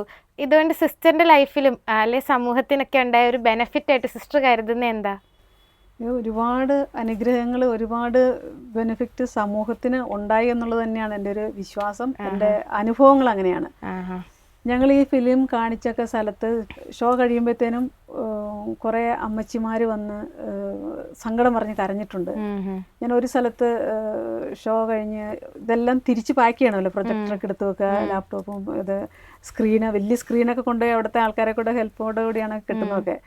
അപ്പം ഇതെല്ലാം അഴിച്ചു വെക്കുന്ന സമയത്ത് ഇങ്ങനെ പലരും ഇങ്ങനെ വന്നു. അപ്പോൾ ഒരു ഇടവകയിൽ ചെന്നപ്പോൾ ഒരു അമ്മച്ചി ഇങ്ങനെ ഭയങ്കരമായിട്ട് ഇന്ന് കരയുക. അപ്പോൾ എനിക്ക് ഇതിനകത്ത് ഈ സ്റ്റോറിക്കകത്ത് ഉള്ള അമ്മച്ചിയുടെ കഥയായിരിക്കും ഞാൻ പെട്ടെന്ന് മനസ്സിലിങ്ങനെ ഓർത്തു. എന്നിട്ട് അമ്മച്ചി ഇങ്ങനെ വന്നിട്ട് എന്നെ കെട്ടിപ്പിടിച്ച്, അമ്മച്ചിക്കൊന്നും പറയാൻ പറ്റുന്നില്ല, മോനെ എനിക്കിങ്ങനെ കഥയൊക്കെ പറയാനുണ്ട്, എൻ്റെ ജീവിതത്തിൽ ഇതുപോലെയുള്ള കഥകൾ നടക്കുന്നുണ്ട് എന്നൊക്കെ പറഞ്ഞ് അമ്മച്ചി ഇനി സിസ്റ്റർ കുറേ സിനിമകൾ ചെയ്യണം കേട്ടോ, ഞങ്ങളെപ്പോലെയുള്ളവരെ കുറിച്ച് സിനിമകൾ ചെയ്യണമെന്ന് പറഞ്ഞ് അമ്മച്ചി കരഞ്ഞുകൊണ്ട് പോയി. വേറൊരു സ്കൂളിൽ ഞങ്ങൾ ഷോ കാണിക്കുമ്പോഴത്തേനും ഒരു അമ്മയും മോളും എന്നെ കാത്തു നിൽക്കുക. അപ്പോൾ അച്ഛൻ പറഞ്ഞു, അന്ന് എൻ്റെ ബ്രദറാണ് എനിക്ക് കൂട്ട് വന്നത്, അപ്പോൾ ഞങ്ങൾക്ക് തിരിച്ച് ചെറുപുഴയ്ക്ക് പോവുകയും ചെയ്യണം. അപ്പോൾ അച്ഛൻ പറഞ്ഞു നിങ്ങൾ പോകാൻ നിൽക്കുക, ഒരു 5 മിനിറ്റ് ഒരു അമ്മ കാണാൻ വന്നിട്ടുണ്ടെന്ന് പറഞ്ഞു. അപ്പോൾ ഈ അമ്മയും കൊച്ചും നിന്ന് കരയുക. അപ്പോൾ ഈ കൊച്ച് ഒറ്റ മോളാണ്. ഈ ഫിലിമിനകത്ത് സ്റ്റോറിക്ക് ഒരു ഒറ്റപുത്രൻ്റെ കഥയാണ് പറയുന്നത്. അവന് പിന്നീട് സഹോദരങ്ങൾ ഉണ്ടാകുന്നുണ്ട്, അത് ഫിലിമിൽ വരുന്നുണ്ട്. അപ്പോൾ ഈ കൊച്ചിൻ്റെ വീട്ടിൽ ഈ കൊച്ചൊരു മോളുള്ളൂ. കൊച്ച് 10ാം ക്ലാസ്സിലാണ് പഠിക്കുന്നത്. അപ്പോൾ ഈ കൊച്ചെന്നും വീട്ടിൽ ഭയങ്കര വഴക്കാണ് അപ്പനോടും അമ്മയോടും. അപ്പനും അമ്മയ്ക്കും എന്നെ ഇഷ്ടമില്ലാത്തതുകൊണ്ടാണ് എനിക്ക് വേറൊരു അനുജത്തിയെ തരാത്തതെന്ന് പറഞ്ഞ് ഈ കൊച്ചെന്നും വഴക്കാന്ന്. അപ്പോൾ ഈ ചേച്ചി പറഞ്ഞു, ഞങ്ങൾ വിചാരിക്കാഞ്ഞിട്ടല്ല, പക്ഷെ ഞങ്ങൾക്ക് ഇതുവരെ വേറൊരു കൊച്ചുണ്ടായില്ല, സിസ്റ്റർ പ്രാർത്ഥിക്കണം എന്ന് പറഞ്ഞ് അവിടെ നിന്ന് കരഞ്ഞു പോയിട്ടുണ്ട്. അങ്ങനെ ഒരുപാട് അനുഭവങ്ങൾ പലരിൽ നിന്നും നമുക്ക് കേട്ടത്. അപ്പോൾ അത് ഭയങ്കര ഒരു വിജയമായിട്ട് തോന്നി. അപ്പോൾ എന്നോട് വന്ന് പറഞ്ഞ അനുഭവങ്ങൾ ഒരുപാട് അനുഭവങ്ങളുണ്ട്. ഇങ്ങനെ പിള്ളേർ വന്ന് പറഞ്ഞത്, പേരൻസ് പറഞ്ഞത്, സിസ്റ്റേഴ്സ് പറഞ്ഞത്. ഒരു സ്കൂളിലെ അതിനകത്ത് വെള്ളിത്തൂവൽ എന്നാണ് ഫിലിമിൻ്റെ പേര്. അപ്പോൾ അതിനകത്ത് ഒരു ഭാഗത്ത് സിസ്റ്റർ ഇവരെ കാറ്റീസം പഠിപ്പിക്കുന്ന സിസ്റ്റർ പറയുന്നുണ്ട്, നിങ്ങൾ ഓരോ നന്മ ചെയ്യുമ്പോഴും നിങ്ങൾക്ക് ഓരോ തൂവല് ദൈവം സമ്മാനമായിട്ട് തരും. അപ്പോൾ അങ്ങനെ കുറേ തൂവല് കിട്ടിക്കഴിയുമ്പോൾ നമ്മൾ മാലാഖമാരായ സ്വർഗത്തിലേക്ക് പറഞ്ഞു, അങ്ങനെ ഒരു ചെറിയൊരു ഇത് പറയുന്നുണ്ട്. അപ്പോൾ ഒരു ടീച്ചർ ഹിന്ദു ആണ്. അപ്പോൾ ഇങ്ങനെ എന്താണ് കാറ്റീസം അല്ലെങ്കിൽ നന്മ ചെയ്ത തൂവല് കിട്ടുന്ന മാല, അങ്ങനെയൊക്കെ അതിനെക്കുറിച്ചൊന്നും വലിയ ഐഡിയ ഇല്ലാത്തതാണ്. അപ്പോൾ ടീച്ചർ ഒരു ദിവസം എന്നെ കണ്ടപ്പോൾ പറയാണ്, ആ സ്കൂളിൽ ഞാൻ ഫിലിം കാണിച്ചിരുന്നു. അപ്പോൾ ടീച്ചർ പറയുകയാണ്, ഞാൻ സിസ്റ്ററെ എല്ലാ ദിവസവും രാവിലെ ക്ലാസ്സിൽ വന്ന് കഴിയുമ്പോൾ ഞാൻ കുട്ടികളോട് ചോദിക്കും, നിങ്ങൾ ഇന്ന് എത്ര തൂവല് ശേഖരിച്ചു. അപ്പോൾ കുട്ടികൾക്കൊക്കെ അതൊരു ഇൻസ്പിറേഷൻ ആയിരുന്നു. അപ്പോൾ കുട്ടികൾ ചെയ്ത നന്മകൾ അവർ ടീച്ചറോട് പറയും. അപ്പോൾ അപ്പനെ സഹായിച്ചു അല്ലെ അമ്മയെ സഹായിച്ചു അങ്ങനെ. അപ്പോൾ കുട്ടികൾക്ക് നന്മ ചെയ്യാൻ അതൊരു പ്രചോദനമായി. അപ്പം ഏത് മതമാണെങ്കിലും ജാതിയാണ് അതൊന്നും ഒരു വ്യത്യാസമില്ലാതെ കുട്ടികൾക്ക് എല്ലാവർക്കും ഒരു മെസ്സേജ് കൊടുക്കാനായിട്ട് ആ ഫിലിം ഉപകരിച്ചു. കുട്ടികൾക്ക് മാത്രമല്ല, സമർപ്പിതർക്ക്, ടീച്ചേഴ്സിന്. അതിനകത്ത് ഒരു സിസ്റ്റർ ഈ കുട്ടിക്ക് വേണ്ടി ഒരുപാട് പ്രാർത്ഥിക്കുന്നുണ്ട്.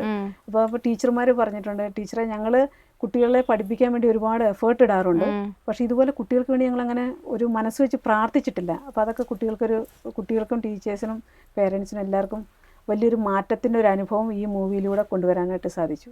അപ്പോൾ ഈ മീഡിയ ഫീൽഡിലൂടെ നമുക്ക് ഒരുപാട് മനസ്സുകളെ കീഴടക്കാനും മാനസാന്തരത്തിലേക്ക് കൊണ്ടുവരാൻ പറ്റുമെന്നും മനസ്സിലായി. സിസ്റ്റർ, ഈ ഒരു സിനിമ കഴിഞ്ഞു ഒത്തിരി ബെനിഫിറ്റ്സ് സിസ്റ്ററിനും സമൂഹത്തിനൊക്കെ ഉണ്ടായി. പക്ഷേ ഇത് കഴിഞ്ഞ് വേറൊരു സിനിമയെ കുറിച്ച് സിസ്റ്റർ ആലോചിച്ചില്ലേ? വേറെ കഥകളൊക്കെ എഴുതിയായിരുന്നോ? വേറെ കഥകൾ എഴുതി ഏകദേശം ഒരു 10-11 ഷോർട്ട് ഫിലിമുകൾ ചെയ്തു. ഒരു 3-4 അവാർഡുകളൊക്കെ കിട്ടിയായിരുന്നു ഷോർട്ട് ഫിലിമിന്. പിന്നെ കഥകൾ, കുട്ടികൾക്ക് വേണ്ടിയുള്ള കഥകൾ ഇപ്പം കെയ്റോസ് മാഗസിൻ്റെ അകത്ത് എഴുതുന്നുണ്ട്. പിന്നെ 2 സ്റ്റോറി ബുക്ക് ഇറങ്ങിയിട്ടുണ്ട്. ഇപ്പോൾ റീസെൻ്റ്ലി ദൈവത്തിൻ്റെ സമ്മാനം എന്ന് പറഞ്ഞ് 20 കഥകളുടെ ഒരു സ്റ്റോറി ബുക്ക് ഇറങ്ങിയിട്ടുണ്ട്. ആദ്യം ഇറങ്ങിയത് ഈശോയ്ക്കൊരു പൂക്കട എന്ന സ്റ്റോറി ബുക്ക്. പിന്നെ ഇടയ്ക്ക് നമ്മൾ ചെറിയ ഡോക്യുമെൻ്ററികൾ, മ്യൂസിക് ആൽബങ്ങൾ, അങ്ങനെ ഈ ഫീൽഡിൽ എല്ലാം ചെയ്യുന്നുണ്ട്. എഡിറ്റിങ്, ക്യാമറ, ഡയറക്ഷൻ എല്ലാം ചെയ്യുന്നുണ്ട്. ഈ ഫീൽഡിൽ തന്നെയാണ്. പിന്നെ വലിയ ബഡ്ജറ്റിൻ്റെ മൂവി ചെയ്യണമെങ്കിൽ നമ്മൾ ഒരു അനുഭവം ഉണ്ടല്ലോ. അപ്പോൾ നമുക്ക് നല്ലൊരു ഫണ്ട് വേണം, അല്ലെ പ്രൊഡ്യൂസർ വേണം. സ്റ്റോറികളൊക്കെ കയ്യിലുണ്ട്. ഇങ്ങനെ നല്ല പ്രൊഡ്യൂസേഴ്സ് ഉണ്ടെങ്കിൽ നമ്മൾ പ്രൊഡ്യൂസേഴ്സിനെ കാത്തിരിക്കുകയാണ്. സിസ്റ്റർ ഇങ്ങനെ സിനിമകളൊക്കെ എടുത്തു, പക്ഷെ സാധാ സന്യസ്തരൊക്കെ ഈ ഒരു സിനിമയൊക്കെ എടുക്കുന്നത് ഫീൽഡിലേക്കൊക്കെ വരിക എന്ന് പറയുന്നത് ഭയങ്കര റെയറാണ്.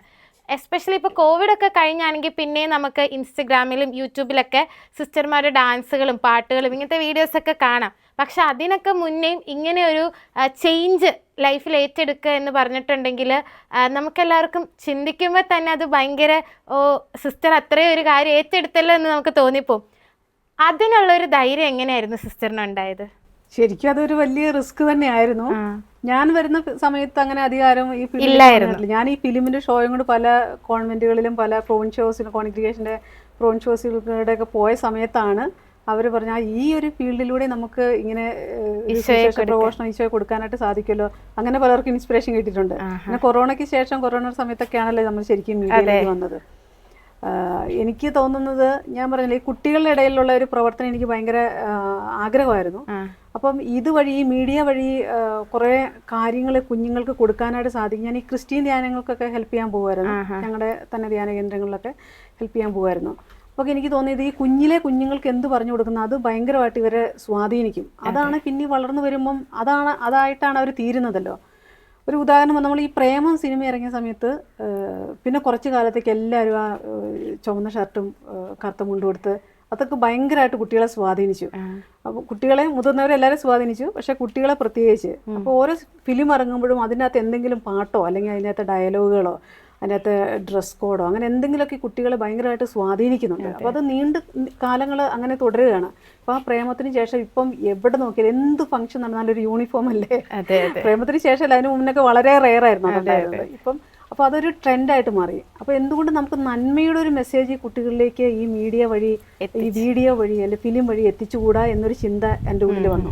കഥകൾക്ക് കുട്ടികളെ ഭയങ്കരമായിട്ട് സ്വാധീനിക്കുന്നുണ്ടെങ്കിൽ അതിനേക്കാളും വിഷ്വൽ ഒരുപാട് സ്വാധീനിക്കില്ല. അപ്പോൾ അതെനിക്കൊരു ഭയങ്കര കുട്ടികളുടെ ഇടയിൽ പ്രവർത്തിക്കാനായിട്ട് നല്ലൊരു മാധ്യമമാണെന്ന് എനിക്ക് തോന്നി. അപ്പോൾ എനിക്ക് റിസ്ക് എടുക്കാനായിട്ടൊരു ഭയങ്കര ധൈര്യം ദൈവ സമയത്ത് തന്നു. അതിലാണ് മുന്നോട്ട് പോയത്. ഒരുപാട് പേര് യൂട്യൂബ് ചാനലുകൾ ഒക്കെ ഇങ്ങനെ കൊണ്ടുപോകുന്നുണ്ട് ഇപ്പോൾ. പക്ഷേ സിസ്റ്റർമാർക്ക് അതിൻ്റെ അകത്ത് ഒത്തിരി റോളുണ്ടോ, അല്ല ഇവരെന്തിനാ ഇതൊക്കെ ചെയ്യുന്നത്, ഇവർക്ക് മഠത്തിൻ്റെ അകത്തിരുന്ന് പ്രാർത്ഥിച്ചാൽ പോരെ, അങ്ങനെയൊക്കെയുള്ള കാര്യങ്ങളായിരിക്കുമല്ലോ ഇന്നത്തെ സമൂഹം കൂടുതലും ചർച്ച ചെയ്യുന്നത്. ഇത്തരത്തിലുള്ള വിമർശനങ്ങളൊക്കെ വരുമ്പോൾ സിസ്റ്ററിന് എന്താ പറയാനുള്ളത്? സിസ്റ്റേഴ്സ് ഈ ഫീൽഡിലേക്ക് വരണമെന്നൊക്കെ ചോദിച്ചിട്ടുണ്ടെങ്കിൽ എന്തുകൊണ്ട് വരണം, വന്നുകൊണ്ട് എന്താണ് ഉപകാരമുള്ളതെന്ന് ചോദിച്ചിട്ടുണ്ടെങ്കിൽ, നമ്മുടെ കേരളത്തിൽ പണ്ടൊക്കെ ഗവൺമെൻറ് സ്കൂളുകളൊക്കെ ഉണ്ടായിരുന്നുള്ളൂ. പ്രൈവറ്റ് സ്കൂളുകളൊക്കെ വളരെ കുറവ്. ഈ പള്ളികളോട് ചേർന്ന് പള്ളിക്കൂടങ്ങൾ വേണം എന്നൊക്കെ നമ്മുടെ ചാവറയച്ചനൊക്കെ പഠിപ്പിച്ച് അങ്ങനെ എല്ലാ പള്ളികളോട് ചേർന്ന് പള്ളിക്കൂടങ്ങളൊക്കെ തുടങ്ങിയത് നമ്മൾ ക്രിസ്ത്യൻ സമർപ്പിതര്, മിഷണറിമാരും സിസ്റ്റേഴ്സും അച്ഛന്മാരൊക്കെയാണ്. അന്നത്തെ വലിയൊരു ആവശ്യമായിരുന്നു കേരളത്തിന് വിദ്യാഭ്യാസം എന്നുള്ളത്. ആ മേഖലയിലേക്ക് സമർപ്പിതരാണ് ഭയങ്കര ആക്റ്റീവായിട്ട് കാലെടുത്ത് വെച്ചത്. അവർ കുട്ടികളെ പഠിപ്പിച്ച് കാശുണ്ടാക്കുക എന്നുള്ളായിരുന്നു. വിദ്യാഭ്യാസം എല്ലാ മനുഷ്യർക്കും അറിവ് കൊടുക്കുക എന്നുള്ളൊരു, അത് ദൈവത്തോടുള്ള സ്നേഹത്തെ പ്രതി ദൈവത്തെ കൊടുക്കുക എന്നുള്ള ഉദ്ദേശത്തോടു കൂടി, അപ്പോൾ കുട്ടികൾക്ക് അറിവ് കൊടുക്കുക, അങ്ങനെ ഒരു ചിന്തയോട് കൂടിയിട്ടാണ് ഇവർ ആ ഫീൽഡിലേക്ക് ഇറങ്ങി വന്നത്. അതുപോലെ തന്നെ ആശുപത്രികൾ, അന്ന് ഈ താഴ്ന്ന ജാതിക്കാർക്ക് പ്രവേശനമില്ലാത്ത മേഖലകൾ പലതുണ്ടായിരുന്നു.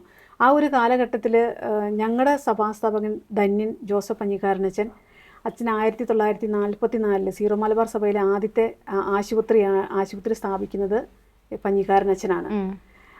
അപ്പോൾ ധന്യൻ പഞ്ഞിക്കാരനച്ഛൻ സ്ഥാപിച്ച ധർമ്മഗിരി ഹോസ്പിറ്റൽ ഇവിടെ കോതമംഗലത്തുണ്ട്. അപ്പോൾ അന്ന് അച്ഛന് എടുത്തു വെച്ച ചുവടാണ് ഇന്ന് കേരളത്തിൽ ഇത്രയും ക്രിസ്ത്യൻ മാനേജ്മെൻറ്റ് ഹോസ്പിറ്റലുകളുള്ളത്. അന്നത്തെ വലിയൊരു ആവശ്യമായിരുന്നു. പാവങ്ങൾ വീടുകളിൽ കിടന്ന് മരിക്കുന്നു, രോഗികൾ ചികിത്സയ്ക്ക് ഗവൺമെൻറ് ആശുപത്രിയിൽ പോലും പ്രവേശിക്കാനായിട്ട് സാധിക്കുന്നില്ല. അപ്പോൾ അന്നത്തെ ആ നീഡ് സമർപ്പിതരാണ് ഏറ്റവും ദീർഘവീക്ഷണത്തോടെ കണ്ട് അതിലേക്ക് ഇറങ്ങിച്ചെന്നത്. അതുപോലെ ഇന്നത്തെ ഒരു വലിയ നീഡാണ് മീഡിയ ഫീൽഡിൽ സമർപ്പിതർ ഇറങ്ങുക എന്നുള്ളത്. എന്തുകൊണ്ടായിരിക്കും? കാരണം ഒരുപാട് ഷോർട്ട് ഫിലിമുകളോ അല്ലെങ്കിൽ ആൽബങ്ങളോ ഒരുപാട് കാര്യങ്ങൾ ഇന്നത്തെ കൊച്ചു കുഞ്ഞു തൊട്ട് മുതിർന്നവർ വരെ മീഡിയക്കകത്താണ് ജീവിക്കുന്നത്. അല്ലെ, കൊറോണയ്ക്ക് ശേഷം നമുക്കറിയാം എല്ലാവരും ഒരു മീഡിയ യുഗത്തിലാണ് ജീവിക്കുന്നത്. പക്ഷെ അതിനകത്തുനിന്ന് എന്തുമാത്രം നന്മ സ്വീകരിക്കുന്നുണ്ടെന്നുള്ളത്, അല്ലെങ്കിൽ അതിനകത്ത് എന്തുമാത്രം നന്മ വരുന്നുണ്ടെന്നുള്ളത്, ഇതിനകത്ത് ഈ മീഡിയ ഫീൽഡിലെ കുറേയും കൂടി വാല്യൂസ് കൊണ്ടുവരാനായിട്ട് സമർപ്പിതർ ഇടപെടണം എന്നുള്ളൊരു സിറ്റുവേഷൻ വന്നതുകൊണ്ടാണ് ഞങ്ങൾ സിസ്റ്റേഴ്സും അച്ഛന്മാരൊക്കെ ഈ മീഡിയ ഫീൽഡിൽ പ്രവർത്തിക്കുന്നത്. ഒരുപാട് നന്മകൾ ഞങ്ങൾക്ക് സമൂഹത്തിന് കൊടുക്കാനായിട്ട് സാധിക്കുന്നുണ്ട്. സിസ്റ്ററിന്റെ ദൈവവിളി ഞങ്ങൾക്ക് എല്ലാവർക്കും ഒരു വളരെ നല്ലൊരു ഇൻസ്പിറേഷനാണ്. ഒത്തിരി കാര്യങ്ങൾ സിസ്റ്റർ മടത്തി ചേർന്നിട്ടും ചെയ്തു. ഒരിക്കലും ഒതുങ്ങിയിരിക്കുകയോ പ്രാർത്ഥിക്കാതെ മാത്രമല്ല, എല്ലാവരിലേക്കും എത്തിച്ചേരാനായിട്ട് സിസ്റ്ററിന് സാധിച്ചു.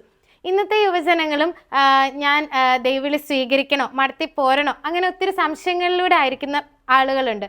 അവർക്ക് വേണ്ടിയിട്ട് സിസ്റ്ററിന് എന്താണ് പറഞ്ഞു കൊടുക്കാനുള്ളത്?